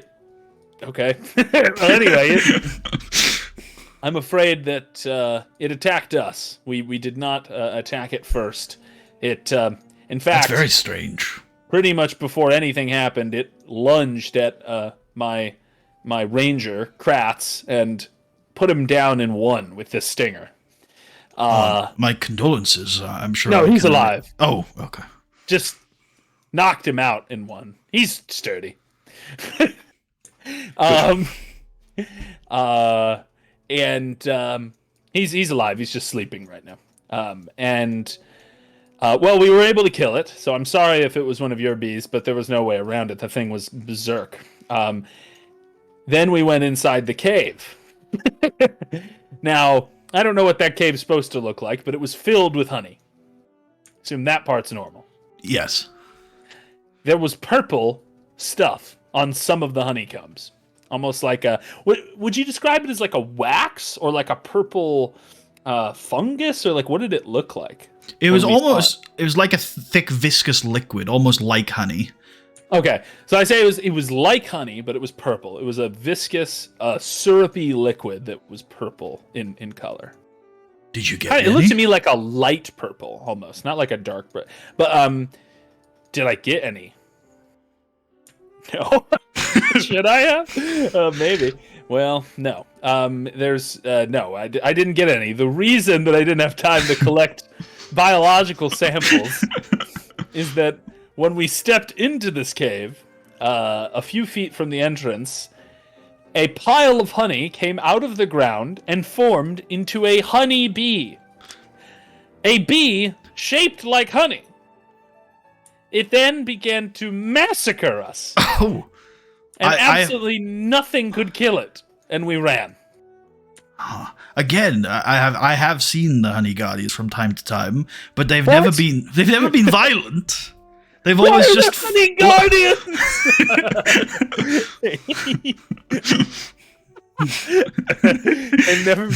They've never been violent, he said. Yeah, they've just sent to float around like little oddities. That's weird that that's just a normal thing, but okay. Well, they were not peaceful. It would not allow us to go further into the cave. And while it didn't kill anyone, it did punch a nasty... what am I trying to say? It had a nasty bite to it, and I show him like where it like stung me. I say, we hit it with axe, with hammer, with blade, with bolts from a crossbow. We even had my mage shoot a spell at it, and nothing even phased it. So we had to pull back. It would have massacred the rest of us if we stayed any longer. Well, it does seem to be a larger problem than I originally thought. This is important to me. If you are willing to continue investigating, and if you can solve this problem, I'll give you 150 gold, on top of the 50 if you can bring back my worker. You give me a honey vacuum, you've got a deal. What? I mean, look, I may be willing to take on this quest, but you got to give me some advice on how to deal with this golem. I mean, it was impervious to anything we had. Yes, as I understand it, they are. Maybe your best bet is to avoid it altogether. It just fucking came out of the ground as soon as we entered. I guess we could send in a rogue. Do you know what... I mean, you said you've seen these before. Do you know what their senses might be? Could we use... I mean, is it light activated? Is it pressure activated? It seems like it's pressure activated. I'm not sure. I think it might be able to see, or it might feel vibrations in the ground. Because if it doesn't see light, we could send Istria in, and we could have her stealth and get into the cave without activating it. It might be that it only guards that small area of the cave, but assuming it guards the whole cave, it will massacre us. We have no... I mean, the only thing that I think would do damage to it, I assume, are Dorian's magic missiles, because force damage is very, very, very rarely, I mean, this is out of character. Like, very, very few things will have resistance to force damage. Often you need to, like, cast a specific spell to be able to protect yourself against force damage. So, like, I imagine that would do some damage, but, like, Dorian's only got one left, so we'd have to spend a couple days resting, and that's assuming that 3 magic missiles could down one of those things. I'm not so confident that it could, because if they don't, if the damage isn't high enough... Oh, man. Casper also says, now that I think about it, I had heard stories from some of my workers that they weren't particularly fond of fire.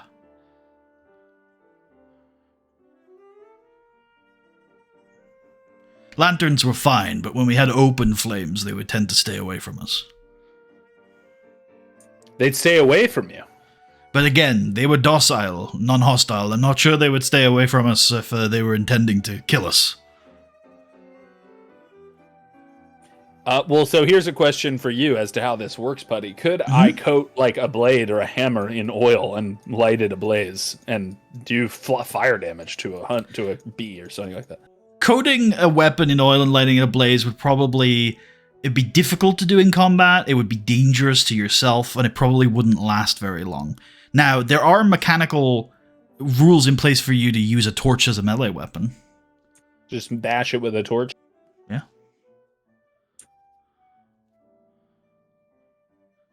Fortunately, it does 1 fire damage, but... I'll tell you what, Casper. We've got to rest up. So I will look into if we can do this again, but we won't be able to do it immediately. My friend's got to recover from his injuries. Of course. Perhaps all right. 10 gold pieces for your pain, suffering, and to help your friend get back on his feet. Thanks. It gives you a small pouch.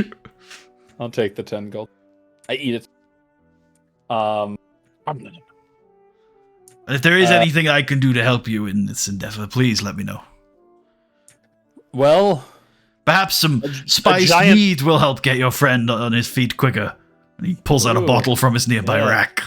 That might help. It's one of my favorites. 3 years, finely aged. I think that'll help everyone. Yeah, I'll take that. I mean, if you know of any way to create some sort of giant fire weapon or a flame gun. Well, you might want to speak to the priest of Lathander. Holy shit. That's right. Lathander's like a sun god. Okay. All right. That sounds good to me.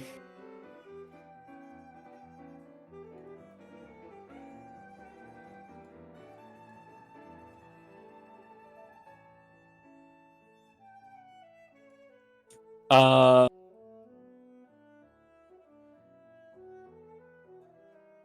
that doesn't seem right. I don't know why it's doing that. Okay. So, I will. I say I'll speak to Lathander then. I'll let you know. You'll speak to Lathander. I'll speak to the priest. I'll let you know if we find anything out. All right. Well, yeah. All right. See ya. We'll try to get a sample of that purple stuff if we go there. Thank you.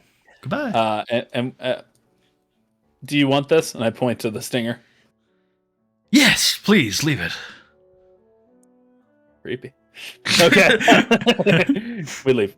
And we will head back to the board weasel, and bottle in hand. Oh, is the board weasel cool with BYOB? Are they cool if I bring my own booze? Oh yeah, Lucas doesn't care. Yeah, Lucas is cool. And I am going to take it up into the room, and I think Admand is going to. If other people want to start going to bed, that's fine. I think Admand is going to stay up until Kratz is better, and maybe share a couple drinks with him just to make him feel better. Okay, cool. Yeah, eventually he wakes up, and he is very, very groggy and a little bit panicked, and he's like, "Well, where am I? What happened?" You're at the board weasel, buddy. You're back. We killed that bee. If you remember, you were stung by a bee. I don't know if you remember. It happened very quickly. Oh, it was no bee. Well, it was a behemoth. A giant bee, if you will. It stung you, brought you down. It looked like a nasty injury, but we patched you up decently. I think you'll need some rest, obviously. Here, I brought you this, and I pour him some spiced mead. Oh, by the gods, I could use this. I pour myself one and cheers him. And I say, there was also a honey golem, but you don't need to worry about that. It was invincible. A what? It was a golem made out of honey. It was like a honey creature. It was like a giant bee made out of honey.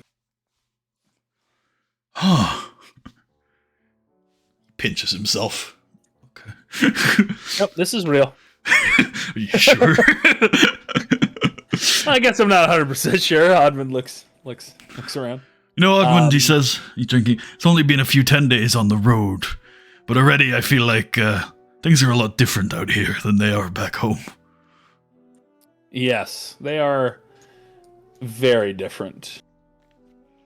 Very different indeed, especially in this town and back in the forest and all over the place. Certainly, back home we didn't have bee golems. I mean, did golems, are they common? Like, are there mining golems in the mines of Mirabar? I'm guessing golems are not like a common sight. No. You would know about them probably. The great banks of Mirabar probably use golems as guards. So you've probably seen them.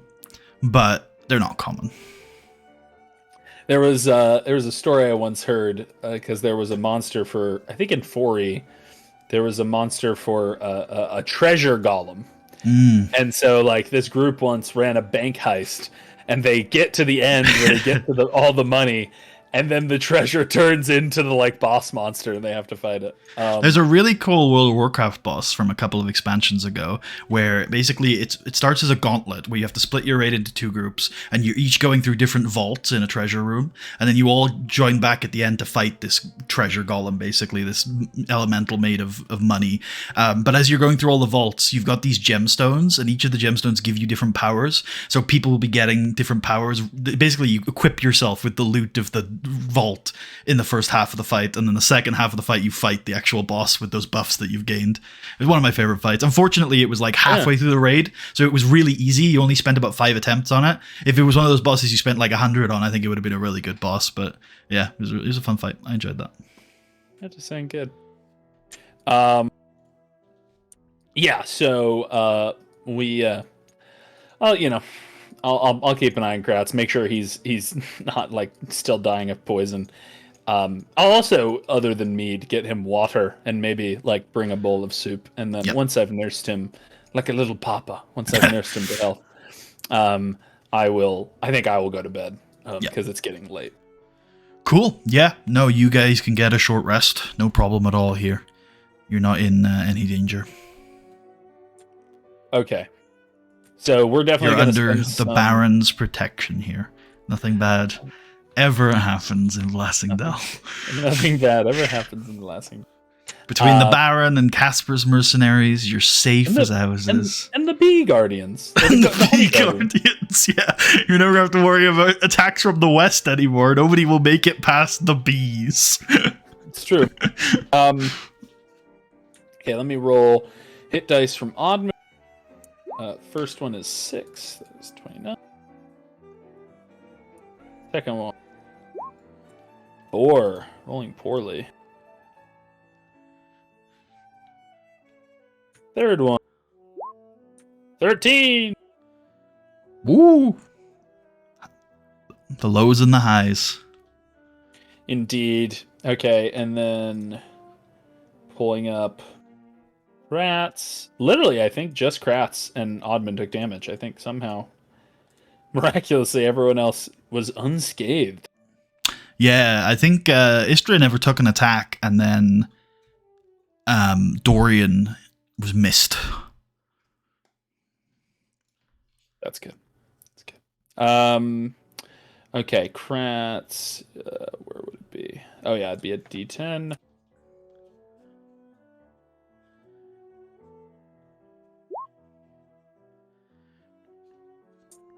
Actually, could you pop Kratz onto this map so I can... Because his HP is just on his token. I will take you to our player status map. Oh, perfect.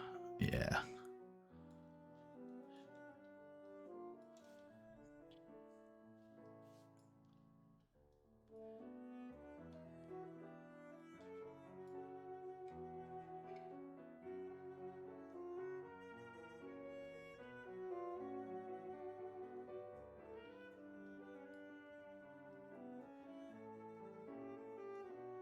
I think Kratz is always going to have a scar on his abdomen now. I think this is not an injury that you fully recover from. Probably looks pretty gnarly. Yeah. We'll obviously do our best to make sure it's not like extra gnarly, but yeah, I doubt. I mean, I think like that's something that it's kind of hard to represent, and I think I think systems should actually maybe have mechanics for scars. I mean, I don't know about mechanics, but the Star Wars injury table I thought was pretty good. That's pretty good. Like something like that, like critical injuries that come with a natural scar, because I think in any realistic adventuring life, you would come away with so many goddamn scars. I mean, in these games, people are being knocked unconscious from blows by like stab wounds all the time. Oh yeah, for straight up stab wounds. No one's getting cut by a sword and then being like, "Yeah, it was fine." Yeah, exactly. I lost half the blood in my body. You wouldn't even know. Okay. Kratz is 1 hundo. Nice. But I had to use all of his hit die. Maybe that mead has healing properties. Ooh, I like that. I'll believe it. I'll believe anything. That is Okay. So he's got to get those hit dice back eventually, but for now he's back to 100. Excellent. All right. The next morning, there is no goddamn way we're going right back to the bee situation. I will talk to the priest just to get his take on it, to see if he has some sort of hammer of God or a fire machine gun or a flamethrower or something awesome. I mean, a flamethrower would be amazing because you could just nuke that cave out from outside. It's true. Maybe they have a flamethrower. Yeah, you think about it. A flamethrower just in D&D would be that'd be pretty good. Really effective. I mean, the amount of war crimes a party would do with a flamethrower is unbelievable, but, it would be. It's not a war crime if it hasn't been made one yet. Exactly. I had a friend who was like, we need to recognize that evocation wizards should be considered by society as, like, criminals.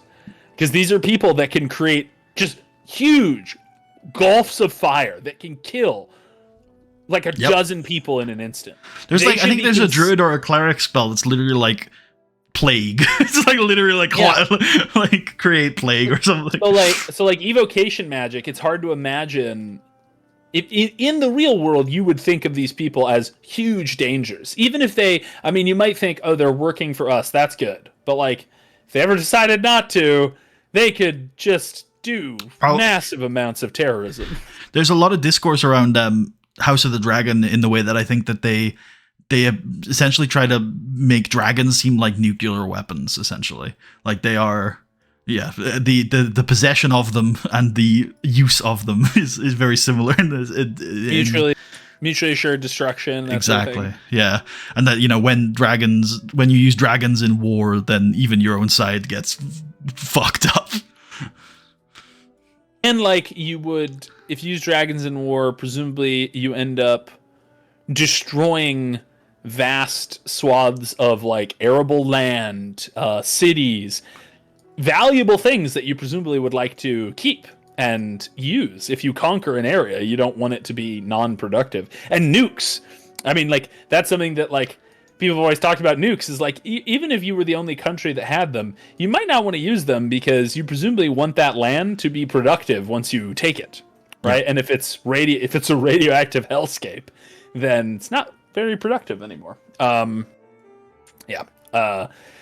Okay, so Admand is going to head there. Is going to head to the Temple of Lathander.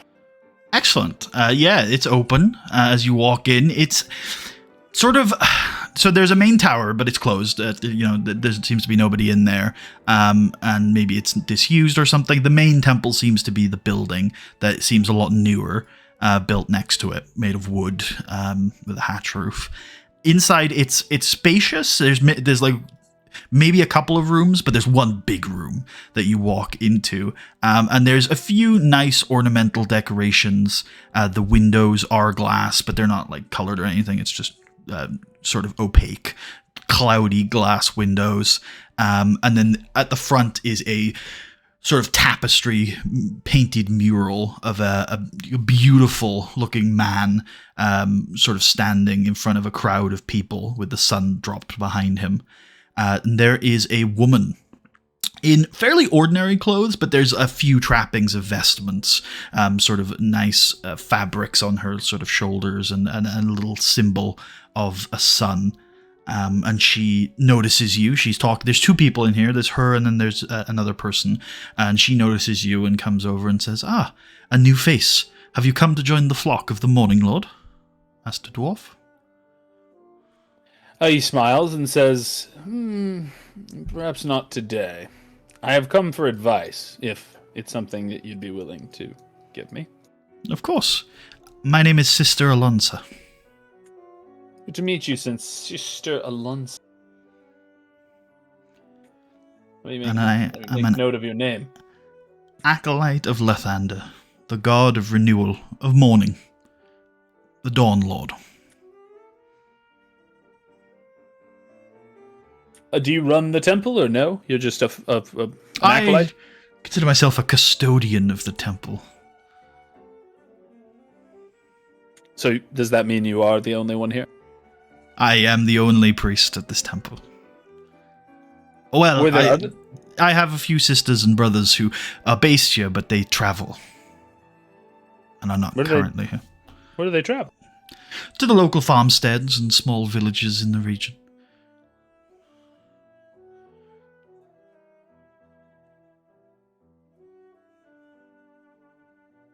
I see. Well, it is good to meet you, Sister Alonsa. I am Admand Honak, son of Madog. I have come here to inquire about fire. One second, I'm going to see if because this has all of my tracks from previous campaigns, and there is a Lathander specific track that I find. Bro. I don't know if I can take that. Lathander. Well, we've got The Gang Goes Shopping.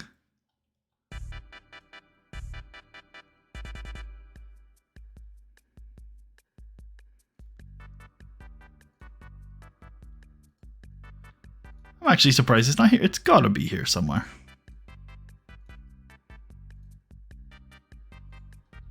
Is there any way to search tracks? No.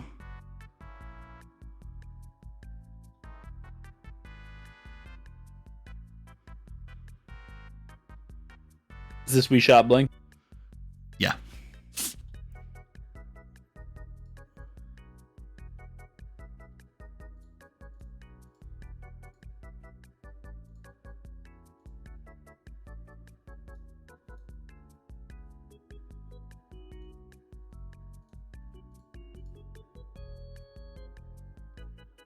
I'm only going to keep looking for a little bit longer before I give up.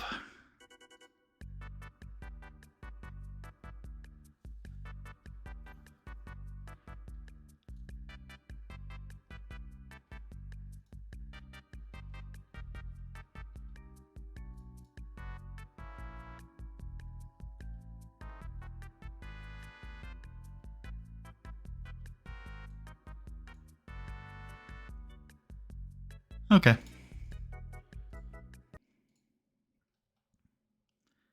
Back to the Blasingdale song instead, then. Your music in this lobby could be more Lathander, if you ask me. Fine, I'll find it. No, I'm just kidding. Admand says, I have come looking for fire. I see. I suppose you may have heard of the history of my people. Actually, no. I came here under the advice of Casper, but I'd be willing to hear about the history. Why? What did you do? What have you done? This temple, we set it up about 10 years ago. We were not always, not 10 years ago, but this temple, we set it up about 5 years ago. We are travelers to this town. We come from a place not far from here called Nesme. Have you heard of it? Has Admand heard of it? Hey, you can roll me a history check.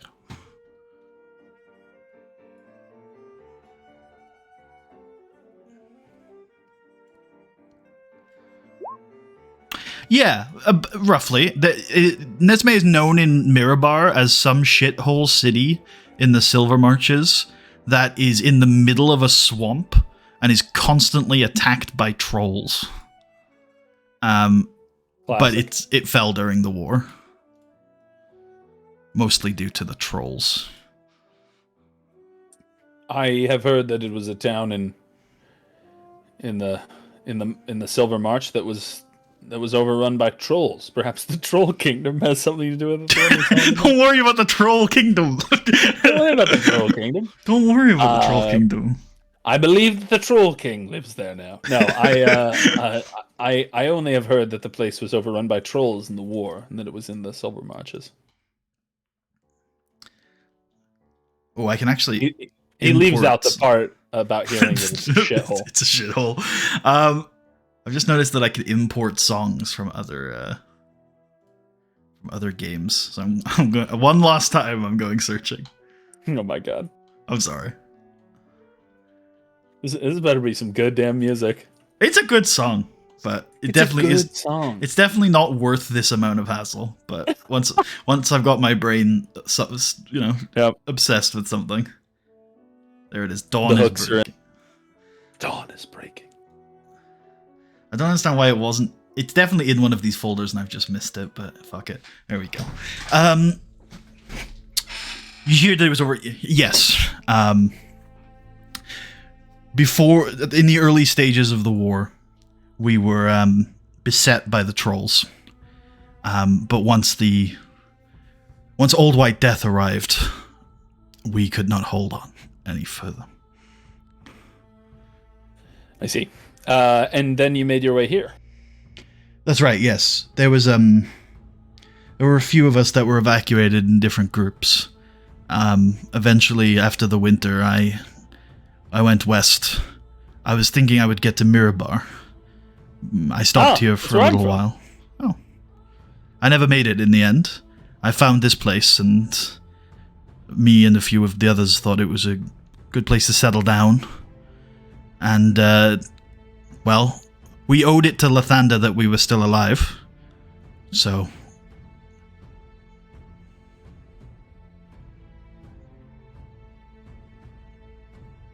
And, what does fire have to do with that? It was Lathander's holy fire that kept Nesme alive for as long as it was. It was the only thing that was capable of destroying those monsters. How did this holy fire work? The most powerful among us could channel it, a gift from Lathander himself. But, as far as I'm aware, the fire we were using was always blessed by Lathander, whether it be the torches or anything else. The great pyres. Are you responsible for keeping the pyres lit? Yes. The ones here? Mm-hmm. I imagine that's a good deal of wood that has to be gathered. That's correct. I don't do that. Oh, then what do you do? I light the fire and I bless it. Well, I can tell you what my need is. There is a cave that Casper uses. It's a honey cave. Big honey combs there. It's basically one giant beehive in a cave. He tasked us there to investigate because one of his hive workers has not reported in some time. We were beset by a giant bee that attempted to kill us, and once we slayed the bee, we went inside and were attacked by... You'll have to... I assure you I am not joking when I say this. We were attacked by a living pile of honey, or a honey golem, or something of that sort. It took the shape of a bee, and it was merciless, and we were lucky that we were not killed by it. But more importantly, it was impervious to any attacks we had. Hammer, sword, crossbow, and even spells from my mage did not do anything to perturb the creature. It was also quite quick, hard to keep up with. So all of that is to say, I spoke to Casper, and his experience with these creatures leads him to believe that the only weakness that they might have is fire. They apparently don't like it. Now, we might just bring torches in, and maybe that'll be enough. But I thought I would visit you to see if you had any thoughts on the matter. Lathander always blesses those that bring light to the darkness. I can say a prayer for you. Fuck you. No, I don't say that. Can you create balls of fire with your hands? Do you say that in those words? I guess I say, can you create magic fire yourself? Through Lathander, of course.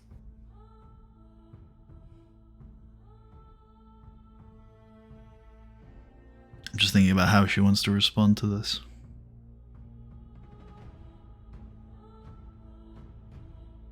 What I'm saying is, would you like to come with us to the hive? Hang out with us with the bees. I think she knows that's what you're saying. Unless you can teach my boy to cast it. She says, I have dealt with the darkness throughout my life, and in those times I have been blessed with a gift to bring purging fire to the darkest of creatures. But it is not something that I do on a daily basis. So no, in this case. What are you asking of me? Well, if you'd like, you could come with us to the hive and help us bring down the creatures. I'd be willing to share some of the reward money with you, or perhaps, if it would suit you better, donate it to the temple. Are these creatures a threat to the town? Hard to say. They have likely, or something having to do with them, has killed or captured one of Casper's mead workers. There's also a purple corruption spreading through the hive. My wizard thinks that a very powerful magic user could be involved. I see.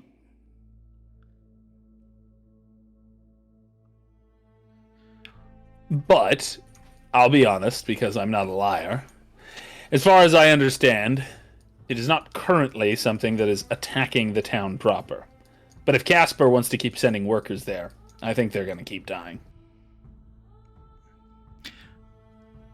My place is here, tending to my flock. But as I say, Lathander looks favorably upon those who bring light to the darkness, and I assure you that I will pray for you. All right. I'll take your prayers. Goodbye. I leave. May dawn bless your steps. Do I need to be here when you pray, or no? Okay. You can if you want. Oh, that's it. Perhaps you will hear the words of the Dawn Lord himself. All right, I'll hear a prayer. Admand will stay a little bit. Okay. She takes you to the front of the temple, asks you to kneel. Okay.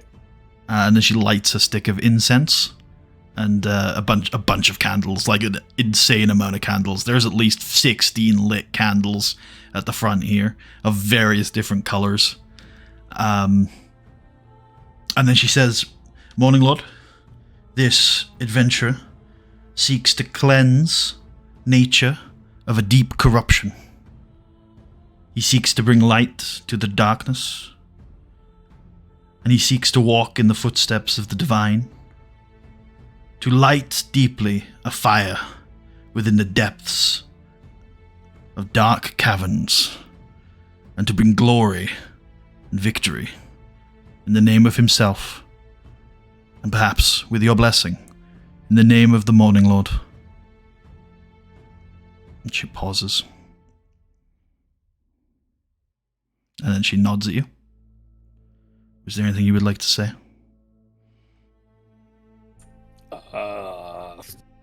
Admand says, I've always liked the light, the sun. It's been kind of hard being here in this dark place. Dwarves, we grew up underground, so I thought I knew what the darkness was, but there's something different about the darkness here. It is inescapable. I found it to be very mentally taxing. So, I suppose what I'm saying is perhaps we could use a little light from Lathander. May the Dawn Lord watch over you, give you the light to pierce the darkness.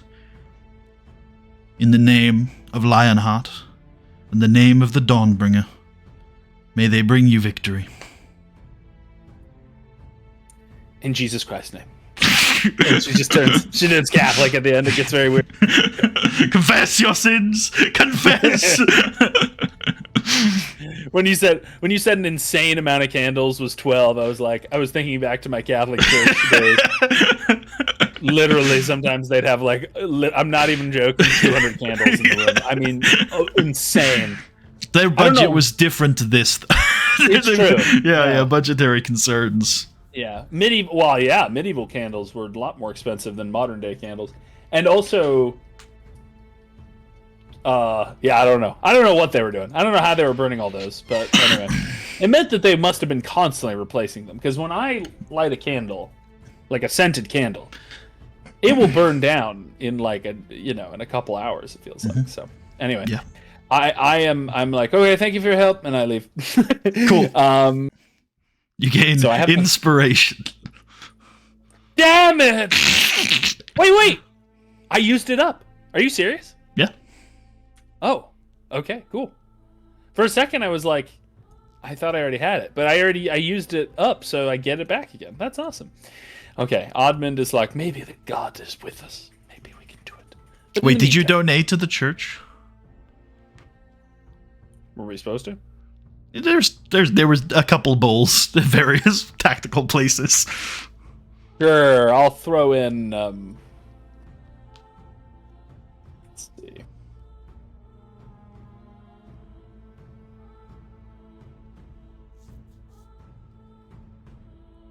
I'll throw in 20 silver pieces. Okay. Yeah, you gain inspiration.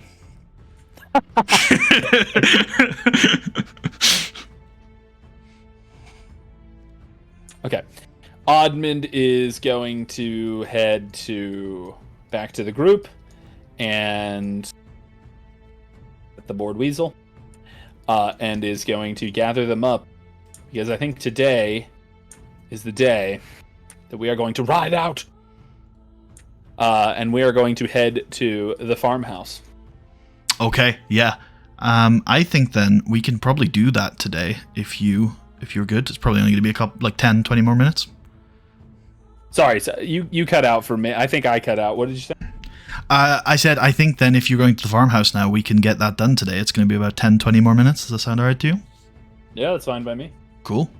Then I think we're going to mostly montage through the travel. It is 2 days, but it's quite safe lands. It's quite quiet lands because it's under the Baron's protection. I don't think we're in any... I don't like that! So, a few days later, you'll get 2 short rests if you'd like to gain 2 hit dice back for those characters who spent them recently. Also, get your spell slots back for Dorian. Yes, Dorian gets 2 back, which is what he lost, so he's back at full. Cool. And then, eventually you will arrive at you're pretty confident that this is the farmhouse that is marked on the map. Oh, and I mean, he would have already gotten this back by now, but Admand gets back his second wind and his action surge. And that means that pretty much everyone's at full, except... Oops, I just clicked long rest, but that doesn't do anything. I think everyone's at full, except for the fact that we're still missing a couple hit die here and there, but that's fine. Okay, so we get to the farmhouse. Yep. Do you just head up and knock on the door? Yeah, I mean, unless there's any signs that make that a bad idea. I think I would... no weapons. Obviously, I want to look fairly friendly. I mean, I have weapons on me, but, I will... Opens the door. A relatively buff-looking human man opens the door and says, "Hello, can I help you?" Yes, indeed, you may be able to, sir. My name is Admand Honak, son of Madog. I hail from Mirabar. And I give him a bow. It is good to meet you, Master Dwarf. My name is in this binder down here. I must have consulted. People have proven so forgetful lately under the protection of the Baron. Often we must consult our histories.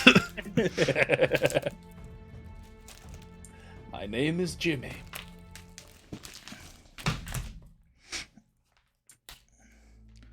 My name is Balric. the Brave, they call me. Oh, shit. Have we heard that name? No, I don't think so. There are very similar... There's similar naming schemes in this region.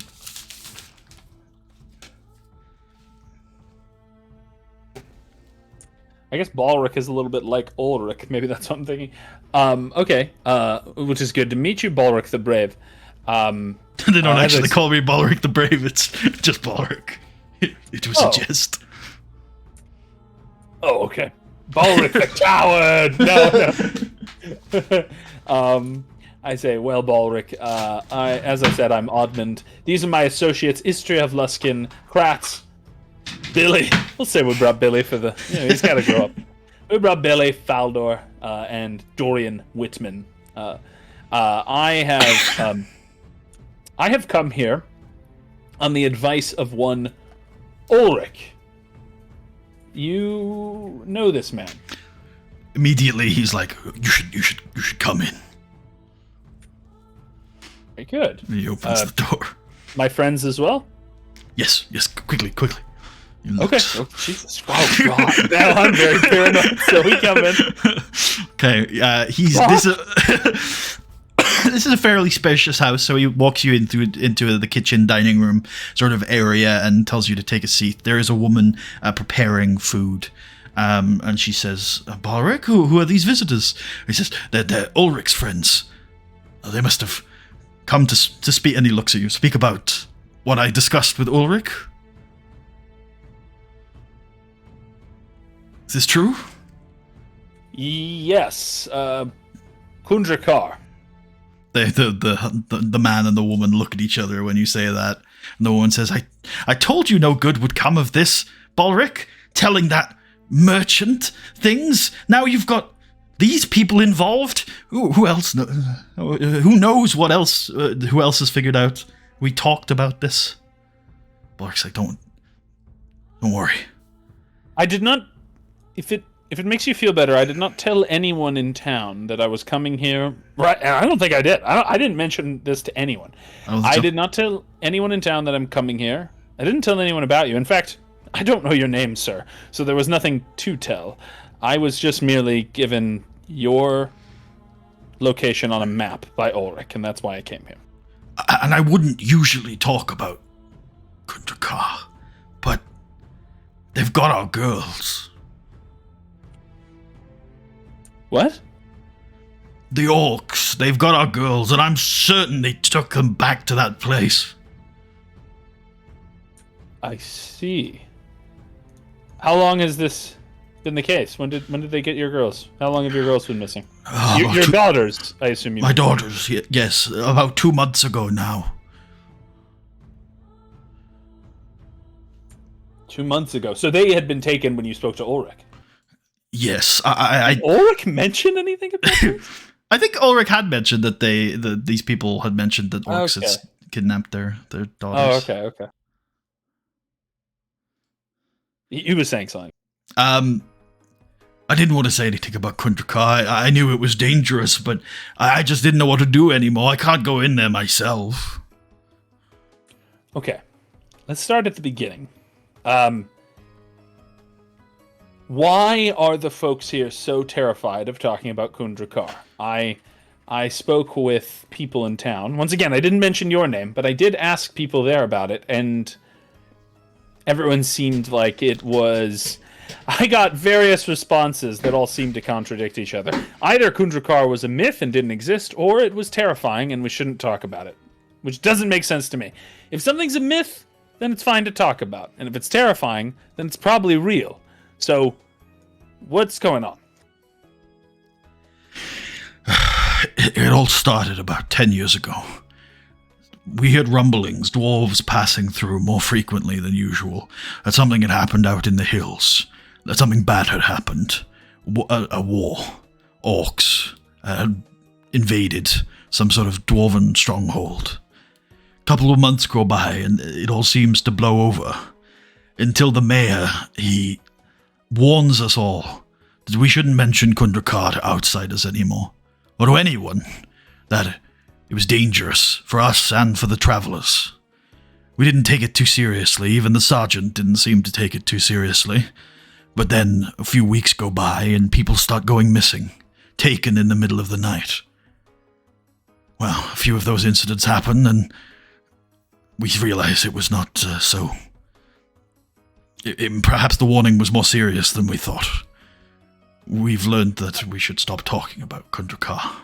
Are you saying that the people that went missing talked about it with outsiders?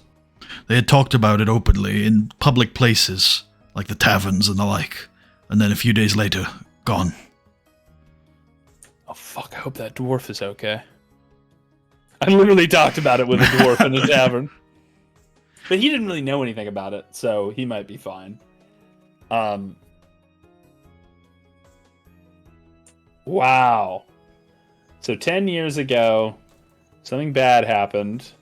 Orcs that invaded the dwarf stronghold. Months later, the mayor warned everybody that nobody should mention Kundrakar. Then people started going missing. People who mentioned it. Well, you say that the sergeant didn't take it seriously at the time. He didn't go missing, though. No. But maybe he didn't talk about it openly. You just mean he didn't take it seriously because he didn't enforce a law against it or something like that. After a few people started going missing, he got right anxious about the whole thing. He tried to catch whatever it was that was taking these people. But, well, after about a 10-day or so, he came back to us and said that we should take the warning seriously and stop talking about Kundrakar. He seemed real shaken up, but he wouldn't tell people what happened. Okay. My initial impression is that this is not the sort of shenanigans orcs would normally be up to. I would think if it was orcs, they would just attack the town, kill people in the open. This is far too a cloak and dagger for an orc warband. At least it seems to me. When they took my girls, they took them in broad daylight. Well, figure of speech, of course. They took them under the cover of eternal darkness. But you know, the vibe of daylight. It was during the workday. I was out in the fields. I saw them. Yeah. Well, how do they? Well, that is raised the question. How do they see around here? Do the farms have light towers or like? How Not light. Well, you did see some light towers on the way, but this place doesn't. There are just lanterns hung in certain places that are lit when they're working, basically. Okay, that makes sense. So they would see through the lantern light that something was going on. Yes. So this guy lost. Okay, so you're saying orcs took your daughters, but you don't think that orcs took these people that went missing years ago. Maybe it was the orcs, but I can't help but thinking that if it was, we'd know more about it. Like you said, orcs don't tend to operate under subtle strategies. And it would also, why would orcs care about Kundrakar being mentioned? I mean, I sort of look around and I'm like, I mean, I just got here, but you tell me this story. I put it together with some other things I've been hearing. I'm thinking I know who took these people, I say. His eyes widen a little, and then he says, perhaps it's best that I do not know. Are you sure? This information is likely to be dangerous? Well, I don't know, but... Well, let's say I don't know who took them. But let's say I ask you another question unrelated. Okay, he says. Who's the Baron? I've never met them. But you've heard about them? Of course, yes.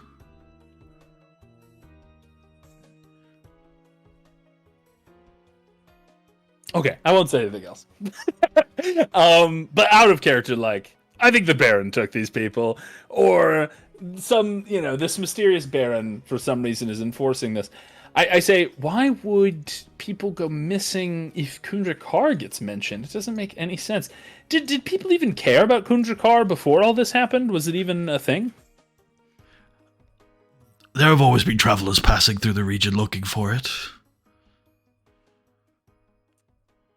Does that sound right, by the way? That kind of timeline, does 10 years, is that the kind of timeline we're talking about with like when Kundrakar fell to the orcs?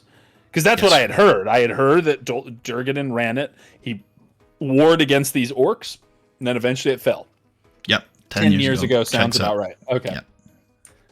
So I say, well, the fact that it fell 10 years ago to orcs checks out with the information I heard back in Mirabar. All of this stuff about people going missing is obviously very new, but it makes sense why people would be so tight-lipped about it. I will say that the mayor... This mayor, was this the previous mayor or the current mayor? The one that, when this happened 10 years ago? The current mayor, but he was very young at the time.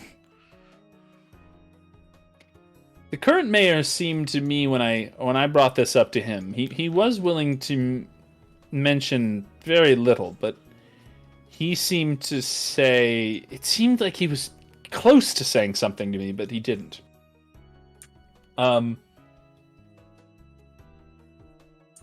Okay. So, something's up. There's orcs. There's people going missing, and your daughters got taken. So your daughters got taken 2 months ago. Anything else you saw? How many orcs took them? 4. Might have been more, but I saw 4. And how many daughters got taken? 2. How many daughters? 2. What are their names? Unless that doesn't matter. Garadil and Korana. Okay, and then like Putty doesn't need to. You don't need to tell me this, but like I would ask for descriptions of them so that if I do see them, I kind of know who they are. Like if they're blonde and they're this sort of build and that sort of thing. Cool. Okay. And he'll give you that. He'll probably give you a lot of... Because he's very worked up, so he'll probably give you, like, over detail. Sure. I make note of anything that I would need to recognize them. Yeah. And like, I don't tell him this, but, like, the reason Balric would want that is... Or not Balric. The reason... wait, who am I? Oh. There is no mayor in Vossing, so... you are the Baron after all. Oh no! Admand believes that if he saw dead bodies, he'd want to be able to recognize them, right? Because anyway, just in case they're already dead, but he doesn't say them. And he says, "What is the? I mean, has this happened before? Have you heard of orcs taking people in the last 10 years?" Yes, from time to time, but during the war, obviously things were a little bit more chaotic. But once the war was over, things stabilized for a little while. But these orcs, they've been getting bolder in recent months, I feel like. I've been hearing more and more stories of them coming down. I think they're based inside Kundrakar. Inside that mountain, the Stone Tooth. Stone Tooth. What leads you to believe that these are Kundrakarian orcs? People talk about their patterns, their raiding patterns. They were gradually getting further and further out from the mountain. And then it's the same sort of stories. They hunt with these huge dogs. And then the dogs kept coming up over and over again. I think it was the same pack of orcs. And then when I chased after my girls, that's where they took them, to the Stone Tooth. Oh, so you followed them then? But yes, I mean, you were, I understand you might have mixed feelings about all this, but I think you were smart not to go in. You certainly would have been killed. I'm sure this has all been harrowing. Do you have any idea? I know this is hard to talk about, but why are they taking prisoners? Why would they be interested in taking people? It started with food and livestock. From the stories, I assume this is just how it escalates. I don't know. Maybe they wanted a ransom, but I never received any ransom request. I don't want to speculate. Okay. And I'm guessing that you felt that there would be no use bringing this kind of information to the town for fear that bringing up Kundrakar is a taboo now. I thought about it, but yes, I think people aren't even willing to talk about Kundrakar, let alone go there.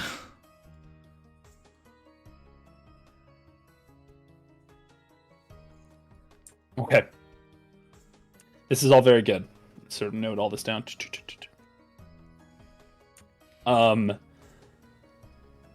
I say, all right. If everything you've said is true, how far is Kundrakar from here? How many days travel? About 1 day's travel. 1 day's travel. I turn to my companions. Do any of them have any comment on any of this, if they're interested? They don't need to, but if any of them has any particular strong opinions on any of this. No, I don't think so. I don't think at this stage. Admand will look at this man and say, all right. Well, I will tell you why we came here, since you've been so forthright with me. There is a dealer of jewel dealer? No, the head of the Jewelers Guild in Mirabar is a man named Dagnall Silverbeard. I don't know if you've heard of him. He shakes his head.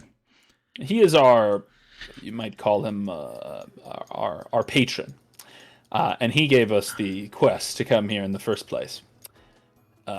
We were looking to perhaps relieve Kundrakar of some of its riches. I did not know about any of this business with people being taken. Although now that I think about it, maybe Ulrich mentioned something like that.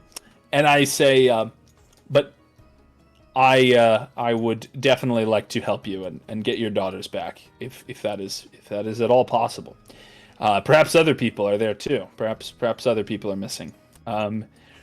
So, given that time could be of the essence, I am under the inclination to leave basically as soon as... I'm assuming we got here later in the day. Yeah. This is... So I say, if you would permit it, I would like to stay here for the night so that we're fresh and ready. And then first thing in the morning, my party and I will head to Kundrakar, and we will try to get your daughters back. Thank you. Thank you so much. Yes, of course. We have room in the barn for you to sleep, if that's okay. I'll sleep on your bed, old man, and you'll like it. And you'll sit in the corner and watch me. Okay. No. Plenty of food. Yes.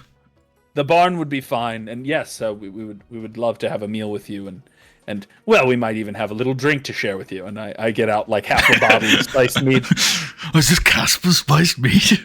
Oh yeah. I love this stuff. Oh, there you go.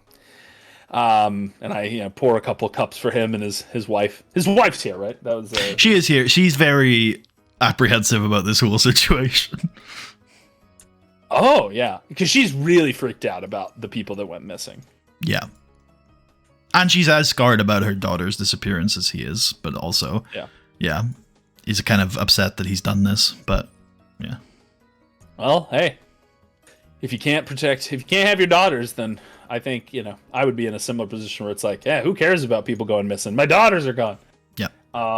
So, and presumably, if the only people that went missing were the people that talked about Kundrakar in public spaces, then I'm assuming there's not some magical property that detects when people talk about Kundrakar. There's just that people snitched. Somehow it got back to other people. So I think he's probably fine talking about it with me in private. As long as I don't snitch on him. Well, Ulrich took the information halfway across the world. That's true. Yeah. All right. So I am going to do that. I think we have a nice meal with this family. Maybe we try to cheer them up, talk about other things, keep their mind off of this. I share the rest of my bottle of spiced mead with them. And then we'll sleep happily in the barn. I'm sure there's nice hay that we can sleep on. At some point during the night, once you're alone and away from the farmers, Istria will say, "Somebody sure is going through a lot of effort to keep Kundrakar hidden, huh?" Yes. And it strikes me as strange, because why would the orcs care? I mean, I don't think the orcs are going to be worried about a band of farmers attacking a mountain fortress. Now that I think about it, it's crazy that we're going to attempt this, but I don't think the farmers would, in their wildest dreams, attempt it, so why would the orcs care about keeping it hidden? You know? That doesn't seem sensible. When did this fortress fall again, she asks? A decade ago. So that was before the war. Yeah. Yes. Yeah. When was the war? Was like 6 years ago? 5 years ago? The war started 7 years ago. 7 years ago. Yes, I suppose it would have happened before the war.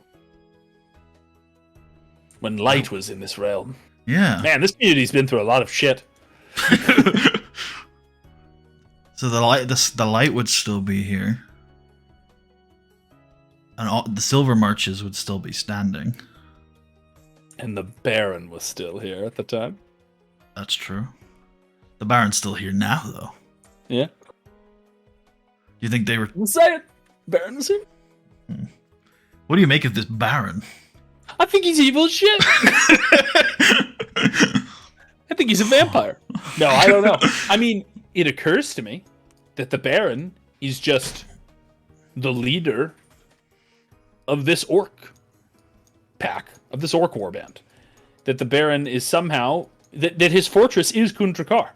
Every Baron needs a castle. So what if the Baron is just a very fancy orc? Or a sorcerer or some sort of other leader who is leading these orcs and making use of Kundrakar's fortress as his own. Has some sort of arrangement with them. Maybe is also, like, I don't know, doing something with people that are... I don't know, but that would be my assumption, yeah. Krat says, seems a bit too sophisticated for your typical pack of orcs. So racist, Kratz. No, I'm just kidding. I say to the half-orc. No. I mean, cloak and dagger in the middle of the night. Some sort of manipulating a town. And I'm not saying orcs can't use stealth. I presume they often do. But, like, you would think that they would sneak up and then start murdering people, hollering, taking people. Like, they would use the element of surprise to gain an advantage in a fight. But I don't think that they would literally just do it all the way and take people in the middle. You know, this sort of thing. I think it's beyond them. But didn't the orcs up here, Dorian says, form an alliance with the Dark Elves? Shit. But that was during the war. Or, well, perhaps... It's good to have NPCs that know more about the world than I do. I say, so Dark Elves, if they're involved, that does seem like something they would do. Steal people in the middle of the night and no one ever hears from them again. Everyone else. And Dark Elves would have a reason to capture living people because they have slaves, don't they? They deal in slaves. Baldur says they sure do. So what if the Baron is a Dark Elf? But why or would just all this... whatever, Dark Elves are at Kundrakar somehow, and that's involved. But all this would have been happening before the war.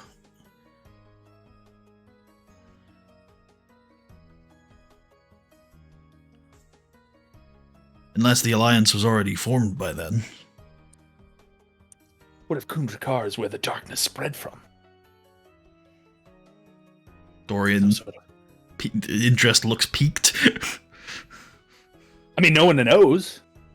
What if the alliance started here and their sorcery reaches from here? In which case, we're way out of our league, and we're definitely going to be murdered. I mean, that would make sense why they would want to keep it hidden, Dorian said.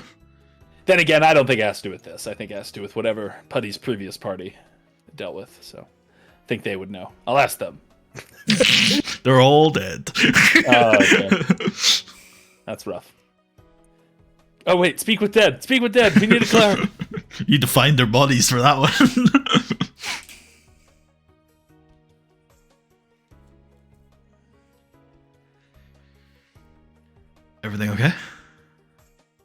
Oh, sorry. Okay, my internet cut out. The last thing I was saying was speak with dead. We need a cleric. We need to speak with the dead party. You need to find the bodies for that. Yet they were presumably eaten. Okay, so I say, well, the only thing we'll learn is by going there. Yeah. Although if it is dark elves, then we should be careful. Yeah, I mean, I think we should be careful no matter what. That's a good point. Probably really bad there. Don't worry though, I have Dungeon Delver, so. Istria says, "Are we sure we want to just go up to the front door then?" Do you think there's a back door? Well, like I said back in Mirabar, the orcs had to get in somehow, right? We have not been given any information about a secondary entrance, right? I don't think you have, no. Because in the case of Mithril Hall, we were told about like 3 entrances, 3 possible ways in from 3 different directions. But here it's just been, that you'll get in. So I say, well, we could spend some time scouting out the mountain and trying to figure out another way in. I could speak to the farmer in the morning, see if he knows anything, but presumably if he did, he would have told me. So in the morning, I say, we'll go there, and instead of just walking right up to the front gate, we could spend some time looking for a secondary entrance, a secret dwarven door, something of that kind of make. Istria nods and looks at Dorian and asks if he has any spells that might be helpful in that search. And Dorian says, I have Mind Sliver. No, that worked very well against the honeybee. Shut up. I have Identify. I don't think he has the pearl with him though, right? Or did you take the pearl this time? I didn't have the pearl. No. Damn. Make sure to give him that spell slot back that you just accidentally used. Whoops. Also, if you want to paste the description in chat without using the spell slot, I think there's a little chat bubble icon on the spell. Yeah, there you go. Featherfall will help. It could. She says it could. If we're going to be doing some mountain climbing, I don't think we have the equipment to deal with that, but it'd be useful to have Featherfall. Dude, what if we found like... Okay, so this is a possibility, right? So often these fortresses might have like a crack above them that leads in. What if we found a top entrance and just Featherfalled in? Like we fucking Spec Ops. Getting out then becomes the challenge. Well, sure, but then we, whatever. Yeah, whatever. We kill everyone. It's mission success even if you just arrive at the dungeon at this point. That's my take. We just need to get in. And I think, there's no way we're making it out with all of the loot of this dungeon unless we kill everyone in there. So, in terms of how we get out through the front door. I think we get out through the front door. Getting in is the tough part. We want to have the element of surprise. We want to make sure we don't fight everything in there at once. We want to try to take the encounters one at a time, and maybe find like a fortified position that we can defend in case things turn bad. So I think that's going to be the plan. We're going to go there. We're going to scout it out. And we're going to try to see if we can find a secondary, a back door. Well, that sounds like a very reasonable plan that you can conduct next week on difficult terrain. We'll leave it there for this week and come back next week when finally, I think it's very unlikely that you will not reach the stone tooth. So that's exciting. Tooth. All right. I'm going to grab some XP. Did you have a good time? I had a great time. Excellent.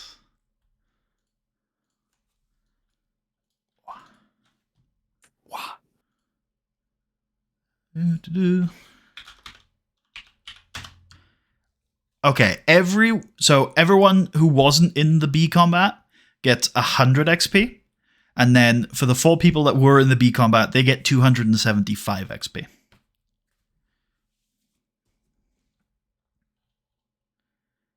Sorry, okay, say that again. Okay, so for Kratz, Dorian, Istria, and Admand, they get 275 XP. Just for the B combat. No, that's just total. Okay. Yeah. That's for 270? 275. And that's for Admand, Istria, Dorian, and Kratz. Correct. Okay, 275. Oh, Jesus. Let me get a calculator. That includes the 100.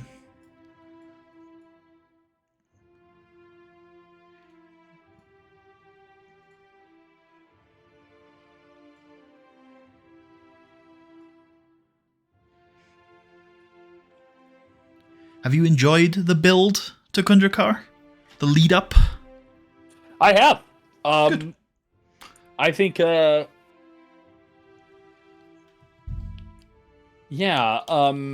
think that it is going to be interesting whether we survive. Yeah. But assuming that we do, it will be a tale that we all remember. And we'll come out much richer, and hopefully more than just the riches. I'm hoping that we come out with powerful magic items that could aid us in our quest against Mithril Hall, like a magic weapon, magic armor, or just there's certain magic items in 5e that would be extremely useful for the dungeon delve, and that might literally just be necessary to take on something like Mithril Hall, or at least would make our time a lot easier. So I think that would be huge beyond just the money. Having tools that would help us would be great. Yeah. And I'm guessing there's going to be some magic weapons here, given what we've been told about it. That would be to be expected, given the backstory. And then what did Faldor and Billy get? 100. 100. Ah, that's easy. Yeah. I know how to do that. It was base 100 and then 175 extra per person for the B. For the B. Okay. So in that case, okay. I don't think anyone else has reached the threshold of level up. Even if they have, it doesn't matter. I think we're going to push on at this point. Cool. But yeah, our highest is Admand with 6,250 XP.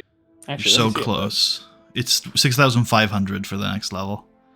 He's going to definitely reach it, I think. Yeah. Once we get in the dungeon. And in fact, the others are not far behind. I'm interested to see if at some point, and I think it's going to depend on a bunch of different factors, but I am interested to see if you decide at some point to leave the dungeon to try to level up. It could happen. Although I think it'll largely depend on whether we have a sense that leaving the dungeon would be really bad. There are certain dungeons where I don't think it matters. I think it'll depend on whether the dungeon has, let's say, an active ecology. If the dungeon has an active ecology, then leaving could just allow the enemies to respawn, if you know what I mean. I do. But if it's kind of closed off, then presumably whatever we kill, they can't replace very easily. And then we can come back later and kill the rest. But they could also set up... So, yeah, that's something we'll have to look into. Yep. Cool. All right, anything else you want to go over, or should we wrap it up? I think that's all. Okay, are we good for next week? Next week will be the 12th. We should be good for the 12th, yeah. As far as I understand. Great. I will let you know if I hear otherwise. If it's easier for you, because it's an international break next week, no football. So if you'd like to get up later next week and push it back, you just let me know, because I am completely fine with that next week. Okay, sounds good. Yeah, cool. All right, well, thank you all for watching. Hope you all enjoyed, and we'll see you guys next week for hopefully the first session in Kundrakar. Peace out.